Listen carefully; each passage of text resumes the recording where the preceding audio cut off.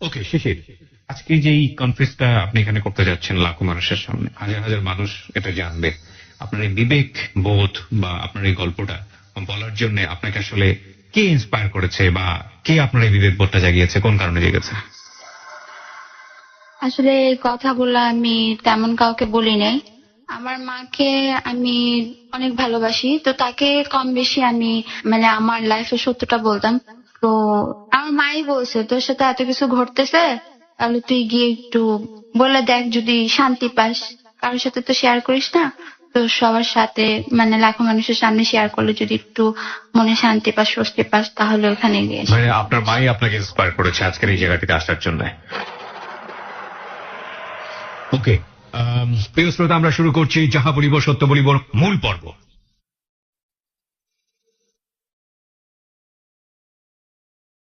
হ্যাঁ, শুরু করি আমরা একেবারে ছোটবেলা থেকে স্টেপ বাই স্টেপ। ওকে, আমার জন্ম ঢাকায়। তো ছোটবেলায় ছিলাম হলো আমি কেবি রোডে, ওইখানে আমার জন্ম। তো ওইখান থেকে আমি যখন 1 বছর বয়সে আমাদের বাসাটা চেঞ্জ করা হয়, গ্যান্ডারা ডিএটি প্লটের কাছাকাছি নিয়ে যাওয়া হয়, তো ওইখানে আমার বেড়ে ওঠা। আমারই বয়সের আরেকটা মেয়ে আসে 4 তলা আমাদের বাড়িতে। তো আমাদের ওই বাড়ির প্রত্যেকটা ভাড়াটিয়া খুব ফ্রেন্ডলি ছিল, আচ্ছা, একজনের সাথে আরেকজন খুব মিশতো। তো আমি আর ও সমবয়সী ছিলাম। তো এই জিনিসটা দেখে সবাই হিংসা করতো, সবাই বলতো হাজবেন্ড ওয়াইফের মতো কিরকম মিশে, আমাদের তখনই এরকম কথা বলতো। তা আমরা দুজন এমন ছিলাম যে কখনো নিজেদের ছেড়ে থাকতে পারতাম না। তো অ্যানি আর আমি একসাথে চলাফেরা করতাম, ও মাদ্রাসায় পড়তো আর আমি স্কুলে। তো আমার আম্মু একটা এনজিওতে জব করতো, যুব উন্নয়ন ছিল এনজিওটার নাম।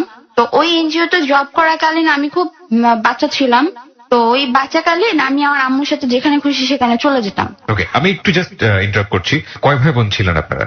আমরা 3 ভাই বোন। আমার 2টা ভাই। না, আমি মেঝো। আপনি মেঝো।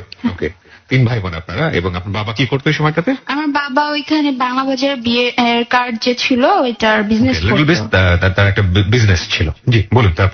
তারপর ওই এনজিওতে যখন আম্মু কালেকশন করতে যেত টাকা, তখন আমি আম্মুর সাথে সাথে যেতাম। আমার যে বড় মা ছিল, আই মিন আমার আম্মুর নানু, সে বলতো যে তোর তো ভেন্ডি ব্যাগ, এটা ভেন্টি ব্যাগ মানে বলতে, হ্যাঁ মানে মেয়েদের সাইড ব্যাগ বোঝায়। তো আমি বলতাম এই বলি তুমি আমার সাথে এত বাজো কেন, আমি আমার মার সাথে যাবো, তোমার সমস্যা কই? তা আম্মু বলতো ও তো বাচ্চা, বোঝে না, এরকম করো না। তো প্রায় প্রায় আমার না ওই বড় মা এই কথাটা বলতো, তা আম্মুর সাথে সাথে যেতাম, এক এক আন্টির বাসায় যেতাম। তো আন্টিরা বলতো মেয়েটা খুব সুইট, যেখানে সেখানে নিয়ে যাবেন না, যেখানে সেখানে যদি নিয়ে যান আপনার মেয়ের ভাগ্য নষ্ট হয়ে যাবে। আচ্ছা। তো ওইখান থেকে একটা পর্যায়ে আমার আম্মা ওই এনজিওতে কাজ করতে করতে করতে করতে আমার আম্মা ওই এনজিওতে একটা বিগ অ্যামাউন্টের ধরা খায়। মানে এনজিওটা টাকা নিয়ে চলে যায়, যাদের এনজিওটা করানো হয়েছিল তারা আম্মুকে এসে ধরে। তো আম্মুকে এসে ধরার পরে আম্মু সেটা আসলে কোনোভাবে কন্ট্রোল করতে পারতেছিল না। অফিস থেকে যা নিতে পারতেছিল তাই দিতেছিল, বাট কিছু কিছু রয়ে যেতেছিল, আম্মু নিজ গাইডে থেকে দিতে হইতেছিল। তো এখানে বলে রাখা ভালো, আমার আম্মুর বিয়ে হয়েছে তার কাজিনের সাথে, তার যে হ্যাঁ তার খালতো ভাইয়ের সাথে বিয়ে হয়েছে। তো এখানে আমার আম্মুর বিয়ের সময় কোনো যৌতুক দেওয়া হয়নি। তো আমার বাবা আমার আম্মুকে যৌতুকের জন্য খুব টর্চার করতো। ছোটবেলা থেকে দেখছি আমার মাকে প্রচুর পরিমাণে মারা হতো, এমন ভাবে মারা হতো যে আমার মার রক্তাক্ত অবস্থা হয়ে যেত। তো ওই সময়টা এই ব্যাপারটা নিয়ে আমার মাকে আবার প্রচুর পরিমাণে মারা হয়, কারণ আমার আম্মা যদি ওই সময় কোনো এনজিওতে জব না করতো আমাদের ভাই বোনের পড়ালেখা স্টপ হয়ে যেত। আমার বাবা টোটাল আমাদের ভাই বোনের পড়াশোনার খরচ দিত না, সে কোন রকমের সংসার খরচ দিত আর ঘর ভাড়া দিত। তার কথা সে তার ছেলে মেয়েকে পড়াশোনা করাবে না। তো এখানে আরেকটা কথা বলে রাখা ভালো, আমার আব্বু রাজনীতি করতো। তো এরকম করতে করতে আমরা বেড়ে উঠি ওইখানে, আমার ভাই 6-7 ক্রস করে ওইখানেই। তো ওইখানটাতে যখন নেতৃত্বে আসে তখন কিন্তু তারা সাপোর্ট করে, তাদের ধরপাকড়া করা হচ্ছিল। তো ধরপাকড়ার সময় আব্বুর দোকানটা চলে যায়, আব্বুকে এসে হুমকি দিয়ে যায়, আব্বুর দোকানটা চলে যায়। ওখান থেকে আব্বুর দোকানটা বন্ধ করে চলে আসে, এক পর্যায়ে পালায় আসার মতো। আব্বু পালায় পালায় থাকে। তো ওই সময়টা আম্মু আবার একটা এনজিওতে জব করে। কারণ যেহেতু আমাদের তখন কোনো খরচ দিচ্ছে না, আব্বু পালায় পালায় আসে, আর এমনিও আমাদের পড়াশোনার খরচ আব্বু দিত না, আর আম্মুরও হাত খরচ তেমন একটা দিত না। সে যৌতুকের সময় সবসময় টর্চারটা করতো। তো ওইখান থেকে আব্বু পালায় পালায় থাকে, আম্মু একটা এনজিও করে, ঘর ভাড়া বেঁচে যায়। তো বাড়িওয়ালা আন্টি খুব ভালো ছিল, আমাদের খুব আদর করতো ছোটবেলা থেকে, যেহেতু ওখানে বেড়ে ওঠে আমাদের। তো বাড়িওয়ালা আন্টি কিছু বলে নাই, বাড়িওয়ালা আন্টি আমাদের রাখছে। তো একটা পর্যায়ে পুলিশ আসে আব্বুকে ধরার জন্য। তো ওখানে এসে বলে যায় যে যদি বাবাকে না পাই ছেলেকে নিয়ে যাব। ছেলেকে নিয়ে যাবো? হ্যাঁ। তো ওই সময় আমার ভাইয়া স্কুলে থাকে, আর আমি তখন বাচ্চা, আমি তেমন একটা বুঝি না। তো ওই সময়টা বাড়িওয়ালা বলে যে দেখো তোমাদের এখানে রাখাটাও খুব রিস্কি, ওর বাবা যেহেতু এরকম পালায় পালায় থাকতেছে, তোমরা কিছু একটা করো, এখান থেকে চলে যাও, ও তো বাচ্চা ছেলে, ওকে কেন ধরে নিয়ে যাবে। তো ওই সময়টা আম্মু আমাদের বাঁচানোর জন্য উনি আমাদের গ্রামের বাড়ি যেখানে বিক্রমপুর, সেখানে নিয়ে চলে যায়। আচ্ছা। আব্বুকে বলে, আব্বু বলে আচ্ছা ঠিক আছে ওখানে নিয়ে চলে যাও। তো তখন আমি ক্লাস 3-তে পড়ি। আচ্ছা। আর আমার ভাইয়া মেবি 6-এ পড়ে। আচ্ছা। আমাদের পড়াশোনা তখন স্টপ হয়ে যায়। প্রায় 13 মাসের মতো আমাদের গ্রামের বাড়ি থাকা হয়। আমার চাচা চাচি আমার দাদারা অনেক কথা বলে যে ওরা শহর থেকে আসছে, শহরে জন্মাইছে, কিন্তু হঠাৎ করে কেন গ্রামে আসছে। আর আমার চাচি পাশের বাড়ির, মানে আমাদের গ্রামের পাশের বাড়ির এক চাচিকে, আমার আরেক চাচিকে আর আমার দাদিকে বলতেছে ওদের শহরের পাতিলের ভাত ফুরাই গেছে, তো তাই ওরা গ্রামে চলে আসছে। এই কথাটা বলার পর আমার আম্মু খুব মাইন্ডে লাগে। পরে আম্মু সেদিনই ফোর্স করে চলে আসে। ও এর মধ্যে একটা কথা বলতে আমি ভুলে গেছি, এর আগে আমার একটা ছোট ভাই হয়, মানে এই গন্ডগোলের মধ্যেই, যে আমার বাবার তখন ব্যবসাটা খুব লস যায়। আচ্ছা। তো আমার ভাই যখন পেটে ছিল তখন আমার মাকে প্রচুর পরিমাণে মারা হয়, মানে যৌতুক নিয়ে। তো সেই আঘাতটা আমার ছোট ভাইয়ের উপরও পড়ে। তো আমার ছোট ভাই যখন হয়, ওর কোনো মানে বোধ ছিল না, শরীরে বোধ ছিল না, প্রচুর পরিমাণে আঘাতের কারণে পুরো শরীরে জন্ডিসের মতো হয়ে গেছিল। তো ওই সময়টা আমার বলবো না যে আমার বাবা ভাঙে নাই, ওই সময়টা আমার বাবা ওর পিছে টাকা ভাঙছে। আমাদের যে কার্ডের দোকান ছিল সেখানে অর্ধেক টাকা কার্ড বিক্রি করে আমার বাবা আমার ভাইয়ের পিছে চিকিৎসার জন্য ভাঙছে। সেই সময়টা আমার একটা চাচা ছিল, সে এখন নিখোঁজ প্রায় 10-15 বছর যাবত।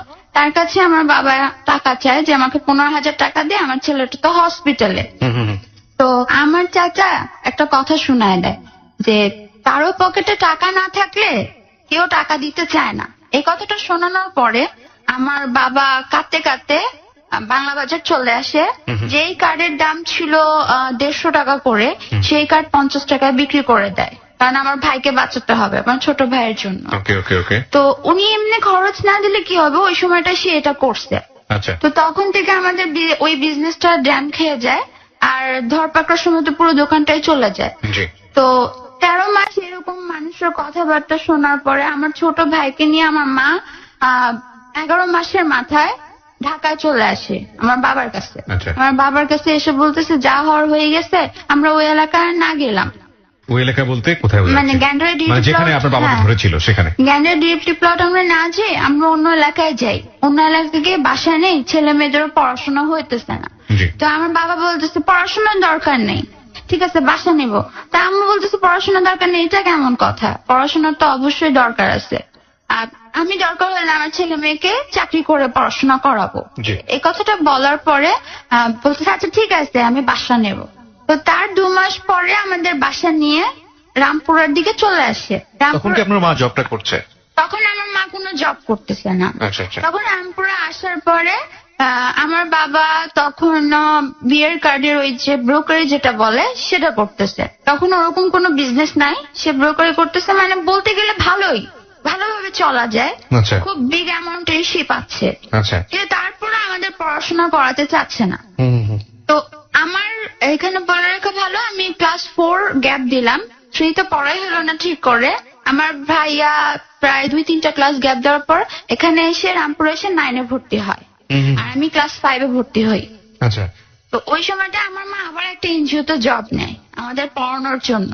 তো এখানে আমি আসার পরে আমার ভাইয়াকে ভর্তি পরীক্ষা দেওয়ানো হবে, বলতেছে যে ও পারবে না। আমি আবার ছোটবেলায় একটু দুষ্ট প্রকৃতির ছিলাম, যে অনেক দুষ্ট ছিলাম, পড়াশোনা করতাম না।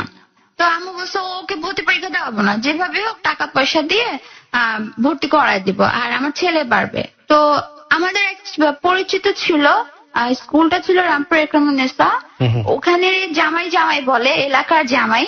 তো সে বলতেছে আপনার মেয়েকে ভর্তি পরীক্ষা দেওয়ান, কোনো সমস্যা নাই, আমরা এটা ঠিক করে দিব, যদি নাও এলাও হয় আমরা ঠিক করে দিব। ওইখানে আমরা পরীক্ষা দেই। তো হয় কি আমার ভাইয়া ভর্তি পরীক্ষা এলাও হয় না, আমি হই। আচ্ছা, কোন ক্লাসে ভর্তি হলেন? ক্লাস 5-এ। তো এরকম করে চলে যায়। ক্লাস 7-এ আমি যখন ভর্তি হই, আমার ভাইয়া তখন ক্লাস 10-এ। জি। তখন আমার ভাই এসএসসি দিবে। তখন আমার মা কোনো চাকরি করে না, খুব ঝগড়া ঝামেলা করে আমার বাবার থেকে টাকাটা নিতেছে। তো আমার ভাইয়া এসএসসি দিবে, এই সময় আমি ক্লাস 7-এ, পুরো নতুন ক্লাস। জি। তো আমার বাবা বলতেছে ওকে টিচার দিব না, ও টিচার ছাড়াই পড়বে। ও মানে হচ্ছে মানে আমাকে আপনার কথা বলছি। আমাকে টিচার দেবে না, আমি টিচার ছাড়াই পড়বো। জি। তো ভাইয়াকে এসএসসি পরীক্ষা দেওয়াবে। তো আমি আবার করলাম কি যে টিচার দিবে না, এটা কিরকম দেখায়। তো আমাদের বাসায় যে কাজের লোক ছিল, বুয়া, তাকে বললাম যে খালা আমাকে একটা কাজ করে দিবেন। সে বলতেছে কি কাজ মা? আমি বলতেছি খালা আপনি যদি কিছু মনে না করেন, আপনাদের বস্তিতে তো অনেক রকমের বাচ্চা বাচ্চা ছেলে পেলে থাকে যারা পড়ে, তো আমাকে 2-3টা বাচ্চা এনে দিন, আমি ওদের পড়াবো। আচ্ছা। তো তখন খালা বলে আচ্ছা ঠিক আছে আমি এনে দেবো। মানে টার্গেটটা কি? মানে টার্গেট ছিল যে যেই টাকা পাবো সেই টাকা দিয়ে আমার পড়া হয়ে যাবে। পড়া হয়ে যায় মানে আপনি টিচারের কাছে মানে আমার টিচারের কাছে পড়া হয়ে যাবে। ক্লাস 7-এ থাকার সময় চিন্তা ভাবনা। ক্লাস 7-এ থাকার সময়। তো ওই খালা আমাকে এনে দিল, খালা আমাকে 2-3টা বাচ্চা এনে দিল। তো এখানে আমি 2-3টা বাচ্চাকে 150 করে পড়াই। তো ওরকম পড়াতে পড়াতে টিচারের খরচ আসে না। তো ওই সময়টা টিচার তো রাখতেই পারলাম না, বরঞ্চ পড়াইতেছি আমি আরো। তো আম্মু বলতেছে তোর তো রেজাল্ট খারাপ হবে, তুই এরকম করে যদি ইয়া করিস। তো আম্মুই আমাকে একটা টিচারের কাছে দিয়ে দিল। তো আমি বলতেছি তুমি কোথা থেকে দিবা টাকা? তুমি যদি টাকাটা না দিতে পারো তখন তো খারাপ দেখা যাবে। আমি বলতেছি এটা আমার ব্যাপার। তো সেটা দিছেও হলো আমার বার্ষিক পরীক্ষার আগে, জি। প্রায় 15 দিন আগে পাই। অনলি? হ্যাঁ। ওকে। এই 15 দিনে আমার পুরো ক্লাস 7-এর বই ছাড়াতে হবে। আই গুডনেস, ছাড়াতে হবে মানে শেষ করতে হবে। হ্যাঁ, শেষ করতে হবে। তো ওই সময় মানে টিচার যে সেই পুরো অবাক হয়ে যেতেছে, 15 দিনে ও কি করে পারবে, ওর পক্ষে এটা সম্ভব না, আর ও তো একে তো বাচ্চা, ও এটা পারবেই না। তো এটা বলার পরে আম্মু বলতেছে আমার মেয়ে, আমি জানি ও পারবে। তো আম্মু খুব কনফিডেন্সলির সাথে বলার পরে খুব প্রেশারের সাথে আমাকে কিছু শেখানো হলো। তো ওই প্রেশার নিয়ে আমি বার্ষিক পরীক্ষাটা দিই, দেওয়ার পরে মোটামুটি একটা রেজাল্ট করি। তো ওই পরীক্ষাটার পরে আমি অসুস্থ হয়ে পড়ি, মানে আমার একটু মাইগ্রেশনের প্রবলেম হয়ে যায়, আমি 1 বছর পড়াশোনা করি না। ওহো, ব্রেকআপ হয়ে যায়। হ্যাঁ। তো আমার ভাই যে এসএসসি দেয় সে কিন্তু আবার ফেল করে। এসএসসিতে? হ্যাঁ, এসএসসিতে ফেল করে, সে ইংলিশে ফেল করে। এখানে একটা কথা বলে রাখি, ওইখানে মানে আমার ভাই আগেই বলে পরীক্ষা দেওয়ার আগে যে আমি পাশ করবো না, কারণ আমার বাবা আমার ভাইকে পরীক্ষার আগে খুব টর্চার করে। কি ধরনের, মানে কেন করে? মানে আমার ভাই যখন তার টিচার খরচটা চায় তখন তো আমার মা কিছু করে না, খুব ঝগড়াঝাটি করে টাকাটা নেয়। তো টিচার খরচটা চাওয়ার সময় আমার বাবা বেল্ট দিয়ে প্রচুর পরিমাণে আঘাত করে। আমি কি যদি ভুল না করে থাকি, মানে আমি যেটা বুঝতে পারছি, আপনার বাবা কি চাইতেন না যে আপনারা লেখাপড়া করেন? না, আমার বাবা কোনোদিন চাইতো না যে আমরা লেখাপড়া করি। কেন? কারণ সে যখন আমার মাকে বিয়ে করে যৌতুক পায়নি, তো আমার মাকে মারতো আর বলতো আমি যৌতুক পাইনি, আমি তোকে মানিও না, বউ হিসেবেও মানি না, কিছু হিসেবে মানি না, জাস্ট এমনি তোকে দেহরক্ষীর মতো ইউজ করি, আর তোর ছেলে মেয়েকে তো কোনোদিন আমি শিক্ষিতও করবো না, কারণ আমি যৌতুক পাইনি। সেই প্রভাবটা আমাদের উপরও ফেলে। ওকে ওকে, তারপর? ভাইয়া ফেল করে, ওই বছরে আমার দাদি মারা যায়। জি। তো আমার তো পড়াশোনা বন্ধ, ভাইয়া এদিক দিয়ে ফেল করে, আর আমার ছোট ভাইটাকে তখন প্লেতে ভর্তি করে দেওয়া হয়। তো ওই বছরটা কোন রকমে পার হয়। 2009-এর দিকে আমি ক্লাস 8-এ ভর্তি হই। ওকে। 8-এ ভর্তি হয়ে আমার ভাইয়া আবার পাশ করে এসএসসি, আমার ছোট ভাই তখনও প্লেতে। তো ওইখানে ক্লাস 8-এ পড়তে পড়তে সেখানে একই ঘটনা হয়, আমাকে টিচার দেওয়া হয় না।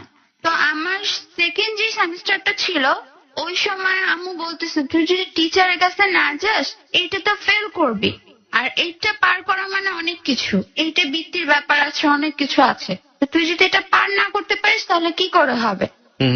তো আমাকে টিচারের কাছে দেওয়া হলো, তারা আমার স্কুলের টিচার ছিল, আমি টিচারের কাছে যাই, তখন আরো দেখতে সুন্দর ছিলাম।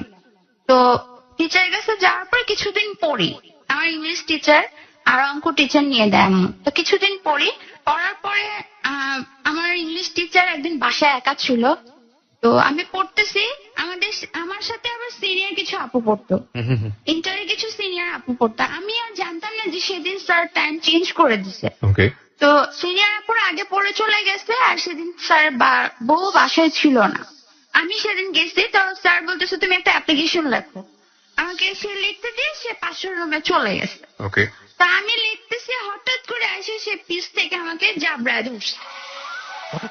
হঠাৎ করে এসে খুব জোরে আর আমি তাকে ধাক্কা মেরে ফেলে দিই। তখন আপনি কোন ক্লাসের স্টুডেন্ট? ক্লাস ক্লাস 8-এ। 8-এ পড়েন। ওকে। তো আমি তখন ধাক্কা মেরে ফেলে দিই।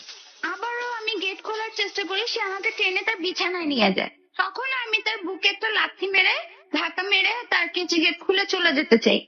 আবারও সে আমাকে বিছানায় নিয়ে আসে। তা একটা পর্যায়ে তাদের বাসার দোতলা থেকে লোক নামতেছিল, ওটা দেখে সে ভেতরে চলে যায়, আমি বাইরে চলে আসি। আচ্ছা। সেদিন এসে আম্মুকে বলে, আম্মু আর আমি ওখানে পড়তে যাব না। আম্মুকে আর এই কথাটা আমি বলতে পারি না, কারণ সেদিন খুব প্রচুর পরিমাণে কান্না করি। আম্মুকে এসে আমি বলতে পারি না যে স্যার এরকম করছে। আর আম্মু বিশ্বাস করবে কিনা তাও আমার ভয় লাগতেছিল। আচ্ছা। তো আম্মু বলতেছে কেন পড়বি না? তো বলতেছে না আম্মু আমি আর পড়বো না এখানে। তো আম্মু কেন পড়বি না এটা বলতে পারে যে তোর তো বাবার কোনো টাকা পয়সা দেয় না, আমি কষ্ট করে এত টাকা পয়সা গুলা দিতেছি, পড়াশোনা করবি না, যা খুশি তা কর, কান্না করতে করতে বলতেছে। তো ওই আম্মুর কান্না দেখে আবার আমি সেই স্যারের বাসায় পড়তে গেলাম। ওহো। স্যারের বাসায় যাওয়ার পরে সেদিন স্যারের বউ ছিল, সেদিনও বড় আপুদের আগে পড়ায় ফেলছে। তো এমন ছিল ওনার বিশাল বড় একটা টেবিল ছিল, উনি এক প্রান্তে বসতো, আমি আরেক প্রান্তে বসতাম। ওনাকে তখন আমার খুব ভয় লাগতো ওই ব্যাপারটার পরে। সেদিন স্যারের বউ ছিল, স্যারের বউ ঘুমাইতেছিল আর স্যার আমাকে পড়াইতেছিল। আচ্ছা। তো স্যারকে আমি যখন যে বললাম যে স্যার আজকে কি পড়বো, আপনি কি মানে গ্রামার টামার কিছু পড়াবেন? সে বলতেছে আচ্ছা আমরা একটু পরে পড়ি, তুমি আমার কাছে আসো। এরকম করতে করতে সে আমার কাছে চলে আসে। তো উনি আমাকে বলতেছে সেদিনের কথাটা কি তুমি এখনো মনে রাখছো? আমি বলছি না স্যার আমি কিছু মনে রাখি নাই, আপনি কি পড়াবেন আমাকে সেটা বলেন। মানে আমি ওনার কাছ থেকে দূরে সরতে চাইতেছি। তো উনি বলছে পড়াশোনা তো পরে, আগে তুমি বলো সেদিনের কথাটা মনে আছে কিনা। তো এরকম করতে করতে সে আবারও সে আমাকে করলো, কাজ করে। হ্যাঁ। একই কাজ করলো। একই কাজ করার পর আমি তাকে ধাক্কা মেরে ফেলে দিই, তো একটা চেয়ার পড়ে যায়। চেয়ার পড়ে যাওয়ার কারণে ওনার ওয়াইফ ঘুম থেকে জেগে যায়। ওনার ওয়াইফ উঠে দেখে যে আমার সাথে সে খুব ধস্তাধস্তি করছে। তো এই জিনিসটা দেখার পরে তখন সে টান মেরে মানে ইচ্ছা দ্বারা মারে। হ্যাঁ আমার সামনে স্যারকে মারতেছে, বলতেছি স্টুডেন্ট তো মেয়ের সমান হয়, স্টুডেন্টের সাথে তুই এমন করতেছিস কেন? স্যারকে খুব তুই তো আমার কথা বলতেছে। তো আমাকে ওই স্যারের বউ যে ম্যাম ছিল সে বলতেছে যে দেখো তোমাকে একটা কথা বলি, তুমি এখানে আর পড়তে আইসো না, তোমার সেফটির জন্য বলতেছি, কখন না কি হয়ে যায়। তো ওইখান থেকে বাসায় চলে যাই। পরে আম্মু বলতেছে কি ব্যাপার তুই কান্না করতেছিস কেন? তো কাঁদতে কাঁদতে আমি আম্মুকে বলি যে আম্মু এই ঘটনা ঘটছে। সেকেন্ড টাইম বলেন আপনি? সেকেন্ড টাইম ঘটার পরে? হ্যাঁ। ফার্স্ট টাইম বললেও বলতে পারতেন, কিন্তু সেকেন্ড টাইম ঘটার পরে গিয়ে আপনি যখন আপনার টিচারের বউ না করে দিল তখন গিয়ে আপনি বললেন? হ্যাঁ তখন আমি বলছি। তো আম্মু বলতেছে আচ্ছা ঠিক আছে ওই বাসায় আর পড়তে যেতে হবে না, তুই আর পড়িস না। তো আমি একটা টাইম ওই টিচারকেও ছাড়লাম আর অঙ্ক টিচারকেও ছেড়ে দিলাম, কারণ অঙ্ক টিচারের চাউনিটাও ঠিক একই রকম ছিল। তো উনিও ঠিক ওই একই কাজটা করে। একই কাজটা করার পর আমি সেখানেও পড়তে যাই না। আসলে সে একই কাজ করলে ভুল হবে যে উনি ওখানে মানে অন্যরকম বাজে বাজে বিশ্রী কথা বলে। তো ওই বিশ্রী কথার কারণে আমি ওটাও ছেড়ে দিলাম আম্মুকে বলে। আম্মু বলতেছে এখন তুই ক্লাস 8-এ পড়াশোনা করবি কিভাবে? তো ফ্রেন্ডদের কাছ থেকে নোট টোটা নিয়ে আমি ক্লাস 8-এ বার্ষিক পরীক্ষাটা দেই। তো তখনও আমি টিউশনি করাই, 2টা বাচ্চা পড়াই 300 টাকায়। ওকে। তো এরকম করে আমি বার্ষিক পরীক্ষাটা দিই, আমার এইটার রেজাল্ট খুবই ভালো হয়। ওকে ওকে। আর আমি যে স্কুলে পড়াশোনা করতাম সেই স্কুলের টিচার আমাকে বলছিল বৃত্তি দিতে, কিন্তু আমি সিক থাকার কারণে আমি বৃত্তি দিতে পারিনি। তো এইটা খুব ভালো একটা রেজাল্ট করলাম।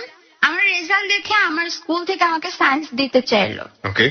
তো ওই স্কুলটা আমি ছেড়ে দিই, আর আমি ক্লাস 7 পর্যন্ত ছিলাম শুধু গার্লস স্কুলে। আম্মু আবার আমাকে একটা গার্লস স্কুলে দিয়ে আসলো। তো সেটা ছিল খিলগা গার্লস স্কুল, ওইখানে দিয়ে আসলো। আমার সায়েন্স না নিয়ে আমি ওখানে কমার্স নেই। কমার্স। ওকে। কমার্স ক্লাস 9-এ? হ্যাঁ ক্লাস 9-এ।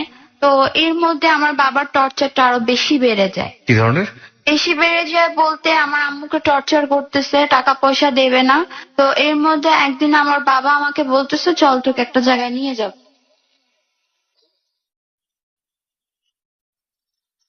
প্রিয় শ্রোতা, বিরতির ঘন্টা শুনলাম আমরা এই মুহূর্তে। 4 মিনিটের ছোট্ট একটা বিরতি নিতে চাই। আপনারা সবাই শুনছেন রয়্যাল টাইগার ড্রিঙ্ক প্রেজেন্স যাহা বলিব সত্য বলিব, আর যে কিবরিয়ার সাথে এবিসি রেডিও FM 89.2 এ। যারা এখানে এসে নিজের জীবনের অপরাধগুলো লাখো মানুষের সামনে তুলে ধরতে চান, এই অর্থে যে আপনার মতো করে ভুল সমাজে আর কেউ কখনো না করুক, আপনার মতো করে অপরাধী আর সমাজে কেউ কখনো না হোক, তারা আমাদেরকে ফোন করবেন। ফোন নাম্বারটি হচ্ছে 09613892892। আরো একবার বলছি 09613892892। ফোন করার পরে আপনি 2 চাপবেন, এরপরে আপনার যা কথা বলার আছে সেটা বলবেন, এবং সেল নাম্বার দিতে ভুল করবেন না, সেল নাম্বারটি মুখে উচ্চারণ করে বলবেন। ইন দ্য মিন টাইম যারা ওকে দেখতে চান চলে আসুন আমার ফেসবুক পেজে। ফেসবুকের ঠিকানা www.facebook.com/kibriya.rj। আরো একবার বলছি www.facebook.com/KEBRIA.RJ। পেজটি আছে RJ কিবরিয়া নামে। And please like this page. Like দেওয়ার সঙ্গে সঙ্গেই আপনি আমার যে অনুষ্ঠানগুলো রয়েছে ডর হেলো 8920 এবং এই অনুষ্ঠানটি JBSB, এই 3টি অনুষ্ঠান সম্পর্কেই টাইম টু টাইম আপডেট আপনি এখান থেকে পাবেন। অ্যান্ড চাইলে আপনি আমার সঙ্গে সরাসরি কথাও বলতেও পারেন ইনবক্সে টেক্সট পাঠিয়ে। ফিরে আসছি ঠিক 4 মিনিট পর।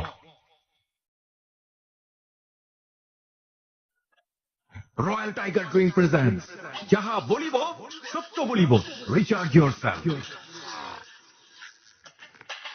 40 কোটি ভোক্তার প্রিয় পানীয়, 18 কোটি মানুষের গর্ব, রয়্যাল টাইগার ড্রিঙ্ক জয় করেছে বিশ্ববাজার। মনে রেখো, রয়্যাল টাইগার জিতবে, সুন্দর আগামীটা তারা গড়বে। Royal Tiger energy drink, recharge yourself.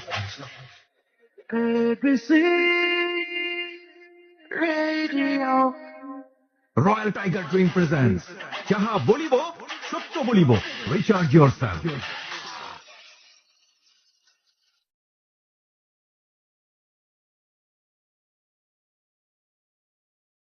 Welcome back once again. 4 minute পর আরো একবার স্বাগত রয়্যাল টাইগার ড্রিঙ্ক প্রেজেন্টস যাহা বলিব সত্য বলিব। তো কিবরিয়া আছে আপনাদের সঙ্গে, আর আমাদের সঙ্গে রয়েছে শিশির। শিশিরের জীবনের অপ্রিয় সত্য আমরা জানছি প্রিয় শ্রোতা। ওকে, তারপর শিশির। তো বাবা বলতেছে একটা জায়গায় তোকে নিয়ে যাব, তুই যাবি আমার সাথে? তো আমি আম্মুকে গিয়ে বলতেছি, আব্বু বলতেছে একটা জায়গায় নিয়ে যাবে। আমি কখনো বাবার সাথে কোথাও ঘুরতে যাইনি। মানে বাবা কিভাবে অ্যাপ্রোচ করলো যে একটা জায়গায় তোমাকে নিয়ে যাবে? হ্যাঁ, কারণ তুমি ছোট জিজ্ঞেস- থেকে মানে- কখনো আমি ঘুরতে যাইনি, তো খুব ইন্টারেস্ট ফিল করলাম। কারণ বাবা যেহেতু তেমন ভাবে কখনো সময় দেয়নি, তো এই জন্য ইন্টারেস্ট ফিল করছি। এবং ওই সময়টা থেকে আপনি জিজ্ঞেস করলেন না যে আমি জিজ্ঞেস করিনি, কারণ আমি কেন খুশি ছিলাম, আমার বাবা আমাকে বলছে ঘুরতে নিয়ে যাবে। আর বাবার সাথে তেমন ভাবে আমার টাইমও কাটেনি, তো এই জন্য ভাবলাম যে বাবা বোধহয় চেঞ্জ হয়ে গেছে, যাক সবাইকে নিয়ে যাবে। আর আমি ভাবছিলাম সবাইকে নিয়ে যাব। তো এটা ভেবে আমি ভাবছি যে আচ্ছা ঠিক আছে, আম্মুকে গিয়ে বলি। তো আমি আম্মুকে হাসতে হাসতে গিয়ে বলছি, মা বাবা একটা জায়গায় ঘুরতে নিয়ে যাবে আমাদের সবাইকে। তো আব্বু আমাকে কিছুক্ষণ পরে ডেকা বলতেছে সবাইকে নেবো না, শুধু তোকে নেবো। তো এই কথাটা বলার পরে আমি বলতেছি আমি তো একা যাবো না, আমি সবাইকে নিয়ে যাবো। আমি জন্মের পর থেকে তো কখনো দেখিনি তোমাকে কোথাও নিয়ে যেতে, তো সবাইকে নিয়ে যাবো, আমাকে একা কেন নিয়ে যাবা? তো বাবা জেদ করতেছে না, আমি শুধু তোকে একাই নিয়ে যাব, আমি অন্য কাউকে নিয়ে যাব না। তো আমার মা হয়তো বা ব্যাপারটা বুঝতে পারে, এই জন্য মা বলতেছে যে না ওরে নিয়ে যাওয়া যাবে না, ওর সামনে পরীক্ষা আছে। তা আমি মারে বলতেছি তুমি কিসের পরীক্ষা আছে? আমার কোনো পরীক্ষা নেই। মা বারবার ঝাড়ি মারতেছে, সে আমাকে যেতে দিবে না। আচ্ছা, তো এই কথা বলতে বলতে নানুর বাসায় আম্মু ফোন দেয়, তো আমার খালাতো যে নানু, মানে ওই খালাতো নানুর বাসায় ফোন দেওয়ার পর বলতেছে খালা ও তো ওর মামাদের কথা খুব শুনে, তার 3টা ছেলে ছিল, আমি আমার বড় মামার খুব কথা শুনতাম। আচ্ছা, মানে আমার আপন মামার চেয়ে ওনাদের সাথে বেশি সম্পর্ক ছিল। আমি কখনো যদি কিছু চাইতাম ওনাকে আমাকে দিত, খুব Okay. আদর করতো নিজের ভাগ্নির মতো। Okay. আর আমার মা কখনো আমাকে মানে কোনো কিছুর জন্য না করেনি, আমি যেটা পছন্দ করতাম সেটাই এনে দিত। আর সেরকম ওনারাও আমার খালাতো মামার যারা ছিল তারা এরকম করতো। তো বলতেছে খালা দেখো ওর বাবা এরকম এরকম কোথায় জানি নিয়ে যেতে চেয়েছে, আমি তোরে দেব না, আমি ওর বাবারে বিশ্বাস করি না। আমি ওর বাবাকে বিশ্বাস করি না, হ্যাঁ। মানে আপনার মা এটা বলছে? আমার মা বলতেছে আমি ওর বাবাকে বিশ্বাস করি না, তুমি খালা এক কাজ করো, ওর মামাকে বলো যে ও কোথাও ঘুরতে নিয়ে যাবে। হুম হুম হুম। তো মামা আমাকে ফোন করে বলতেছে শিশির তুই কি কক্সবাজার যাবি? তো আমার তখন কক্সবাজার দেখা নাই, তা আমি মামাকে বলতেছি হ্যাঁ আমি যাবো। ওকে। তো বাবাকে তখন আমি ইগনোর করে দিয়ে মামার সাথে কক্সবাজার চলে যাই। ওইখান থেকে বাবার আরো বেশি জিদ জাগে। জিদ জাগার পর আমি কক্সবাজার থেকে আসার পরে দেখি আমার মার হাতে ব্যান্ডেজ প্রচুর পরিমাণে মারা হয়, কেন আমি গেলাম এটা দেখার পর তো আমি এক পর্যায়ে আব্বুর সাথে খুব রাগারাগি করি, তুমি কেন মারছো? আব্বু বলতেছে মারবই, তুই আমার কথা কেন শুনলি না, আর তুই আমার কথা যদি না শুনিস তোকে আমি রাস্তায় লাইন লেগে দিই, এমন লাইন লাগাবো যাতে 10-12টা ছেলে এসে তোর একসাথে। এই ধরনের কথা আপনার বাবা আপনাকে বললো? হ্যাঁ আমার বাবা আমাকে বললো। কোন ক্লাসে থাকা অবস্থায়? তখন আমি ক্লাস 9-এ। তো আমি বললাম তুমি কিছুই করতে পারবে না, ছোটবেলা থেকে তো আমি তোমাকে দেখে আসছি, আমি বাবার সাথে তেমন কোনো তর্ক করলাম না, ছোটবেলা থেকে আমি তোমাকে দেখে আসছি, তুমি এরকম কিছুই করতে পারবে না, বাবারা কখনো মেয়েদের এরকম করতে পারে না। আমি মানে ওই বিশ্বাসটা থেকে বললাম এই কথাটা। বলার পরে আম্মু বলতেছে যে মা তুই সাবধানে থাকিস। আমার মা তো আমার বাবাকে চেনে। তো ক্লাস 9-এ থাকাকালীন এরকম খুব ঝঞ্ঝাট হলো। জি। আমি তখন ক্লাস 10-এ উঠি, আমাকে ভর্তি করাবে না, ক্লাস 10-এ ভর্তি করাবে না, আম্মু খুব জোরাজুরি করতেছে। তো আম্মু আমার বাবার পা ধরে এক পর্যায়ে কান্নাকাটি করতেছে যে আমার মেয়ের লাইফটা নষ্ট করো না, তোমার কাছে আমি রিকোয়েস্ট করি, একটা এতিম বাচ্চাকেও তো মানুষ টাকা দেয়, ধরো ও এতিম, ও আমাদের কাছে লালিত পালিত হইতেছে, ওর টাকা দাও, ও ভর্তি হোক। মানে আপনার সব ভাই বোনদের ক্ষেত্রে কি এরকম করতো নাকি শুধু আপনার ক্ষেত্রে? না আমার সব ভাই বোনদের ক্ষেত্রে এরকম করতো, আমার ক্ষেত্রে একটু বেশি করতো। আপনি তো একমাত্রই মেয়ে হ্যাঁ সন্তান আমি ছিলেন। একমাত্র মেয়ে ছিলাম, কিন্তু আমার ক্ষেত্রে একটু বেশি করতো। ওকে। তো এই ভর্তির টাকা চাওয়াতে আমাকে ইচ্ছাদারে মারা হলো, এমন ভাবে মারা হলো পিঠে আঘাত করার কারণে আমার পিঠের যে মেরুদণ্ড ওই সাইডটাতে আমার একটা দাগ পড়ে যায়, মানে মনে হয় কেউ হয়তো বা ওটা আগুন দিয়ে জ্বালিয়ে দিচ্ছে। পার্মানেন্টলি এটা কি হ্যাঁ। পার্মানেন্ট দাগ হয়ে যায়? হ্যাঁ পার্মানেন্ট একটা দাগ হয়ে যায়, মানে ক্ষতর এটা মতো। আমি কেন জিজ্ঞেস করলাম প্রিয় শ্রোতা, আপনারা নিশ্চয়ই জানবেন যে এই সব চিহ্ন শরীরে থাকলে পরবর্তীতে একেবারে ব্যক্তিগত জীবন পর্যায়ে বিভিন্ন রকমের প্রশ্নের তৈরি হয়, যে কারণে এই প্রশ্নটা ওকে জিজ্ঞেস করা। বলুন তারপর। তো ওই জায়গাটা ক্ষত হয়ে যায়। আমার আম্মা এটা দেখার পরে তো আমার বাবার উপরে খুব রাগারাগি করে। আমার বাবা তখনও বলে তুই বেশি করবি, তোর মেয়েকে আমি প্রতিতলায় দিয়ে আসবো, এই কথাটা বলে। তো সেই মুহূর্তে আমি ঠিক বুঝলাম না এই ধরনের কথা আপনার মা কেন বলবে? আমাকে ভর্তি করানোর জন্য, ক্লাস 10-এ ভর্তি করানোর জন্য, তখনও ভর্তি করানো হয় নাই।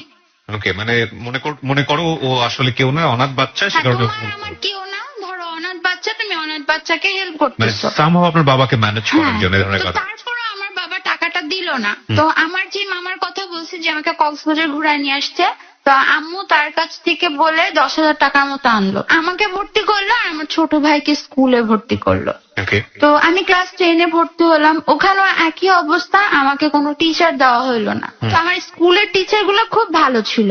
আচ্ছা। আমার 9-এর রেজাল্টটা খুব ভালো হওয়ার কারণে ওনারা আমাকে এমনি পড়াইতো। ওনারা সবসময় মনে করতো যে আমি তাদের জন্য একটা গোল্ডেন A+ এনে দেবো। ওকে। তো ওইখানে আমার একটা ফ্রেন্ড থাকে, ওর নাম হলো শিখা।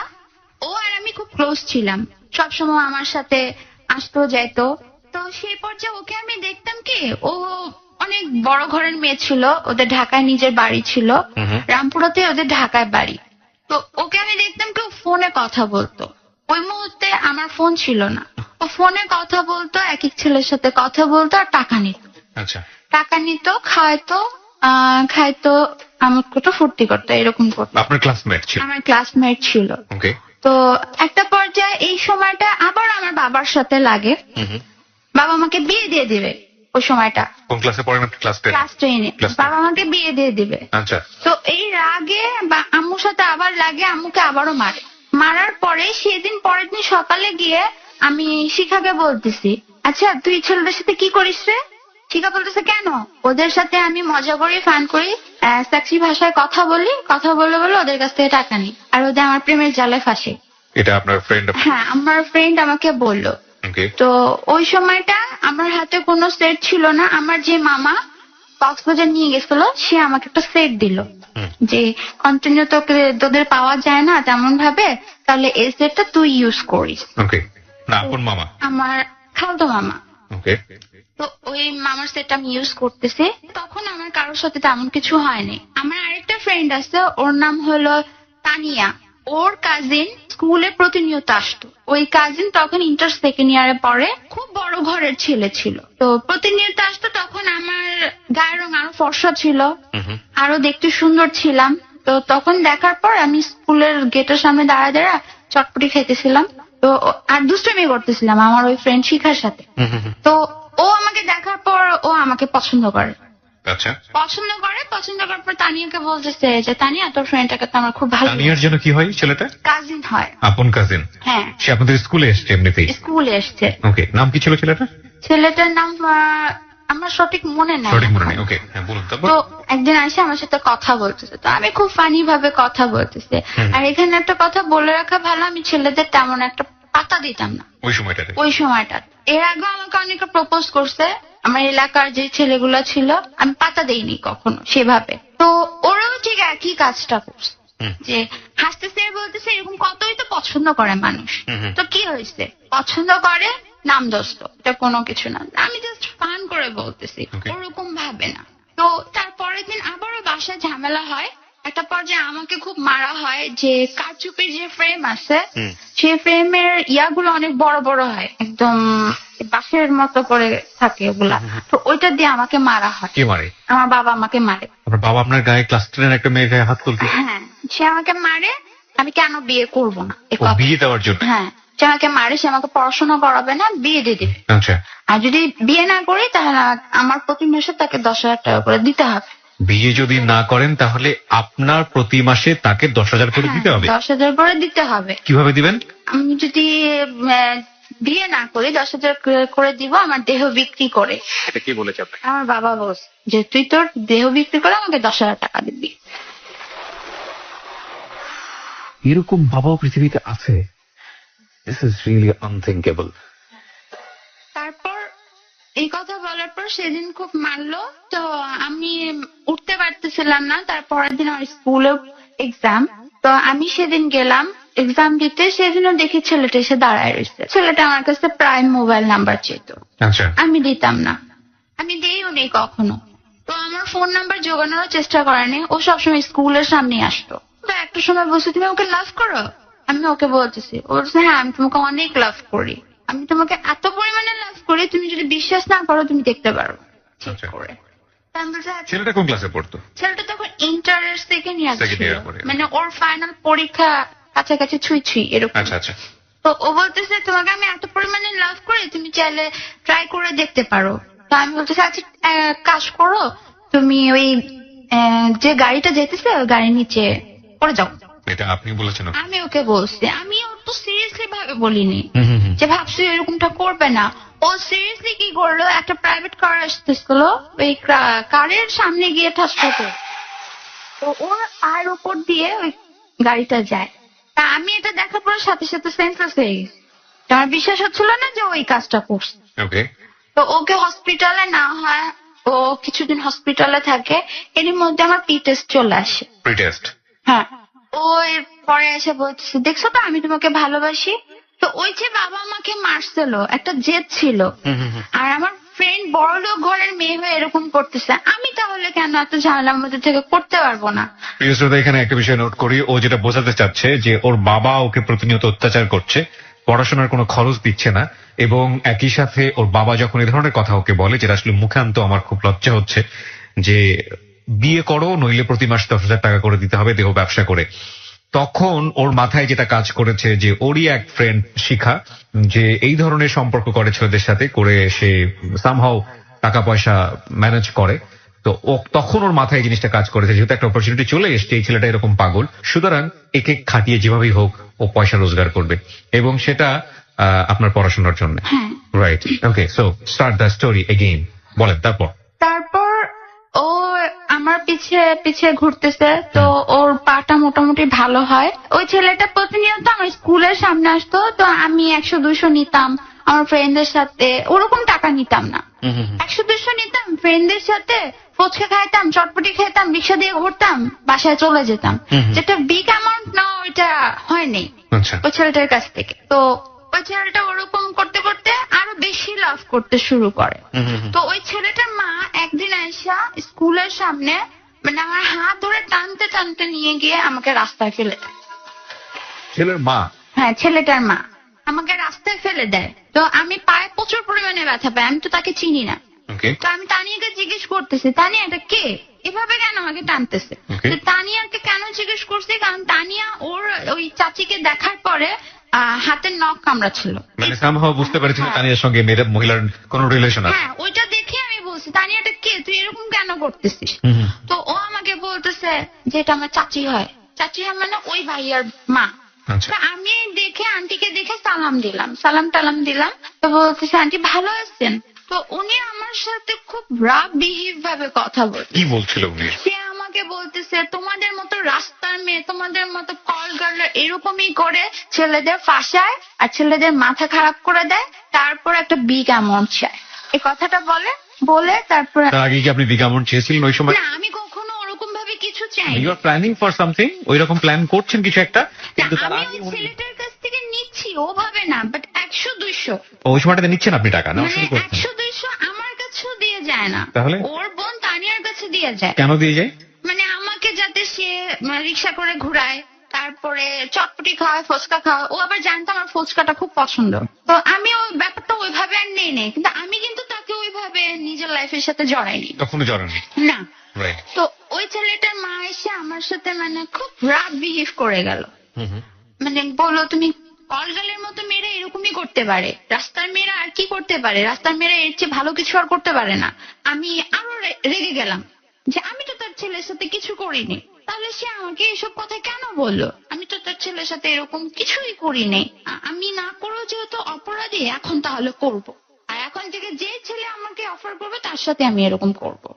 আমার বাবা যেহেতু এরকম করে আর উনিও যেহেতু আমার সাথে এরকম করে গেছে, আমি তাহলে এটা করব, আরো বেশি করে করব।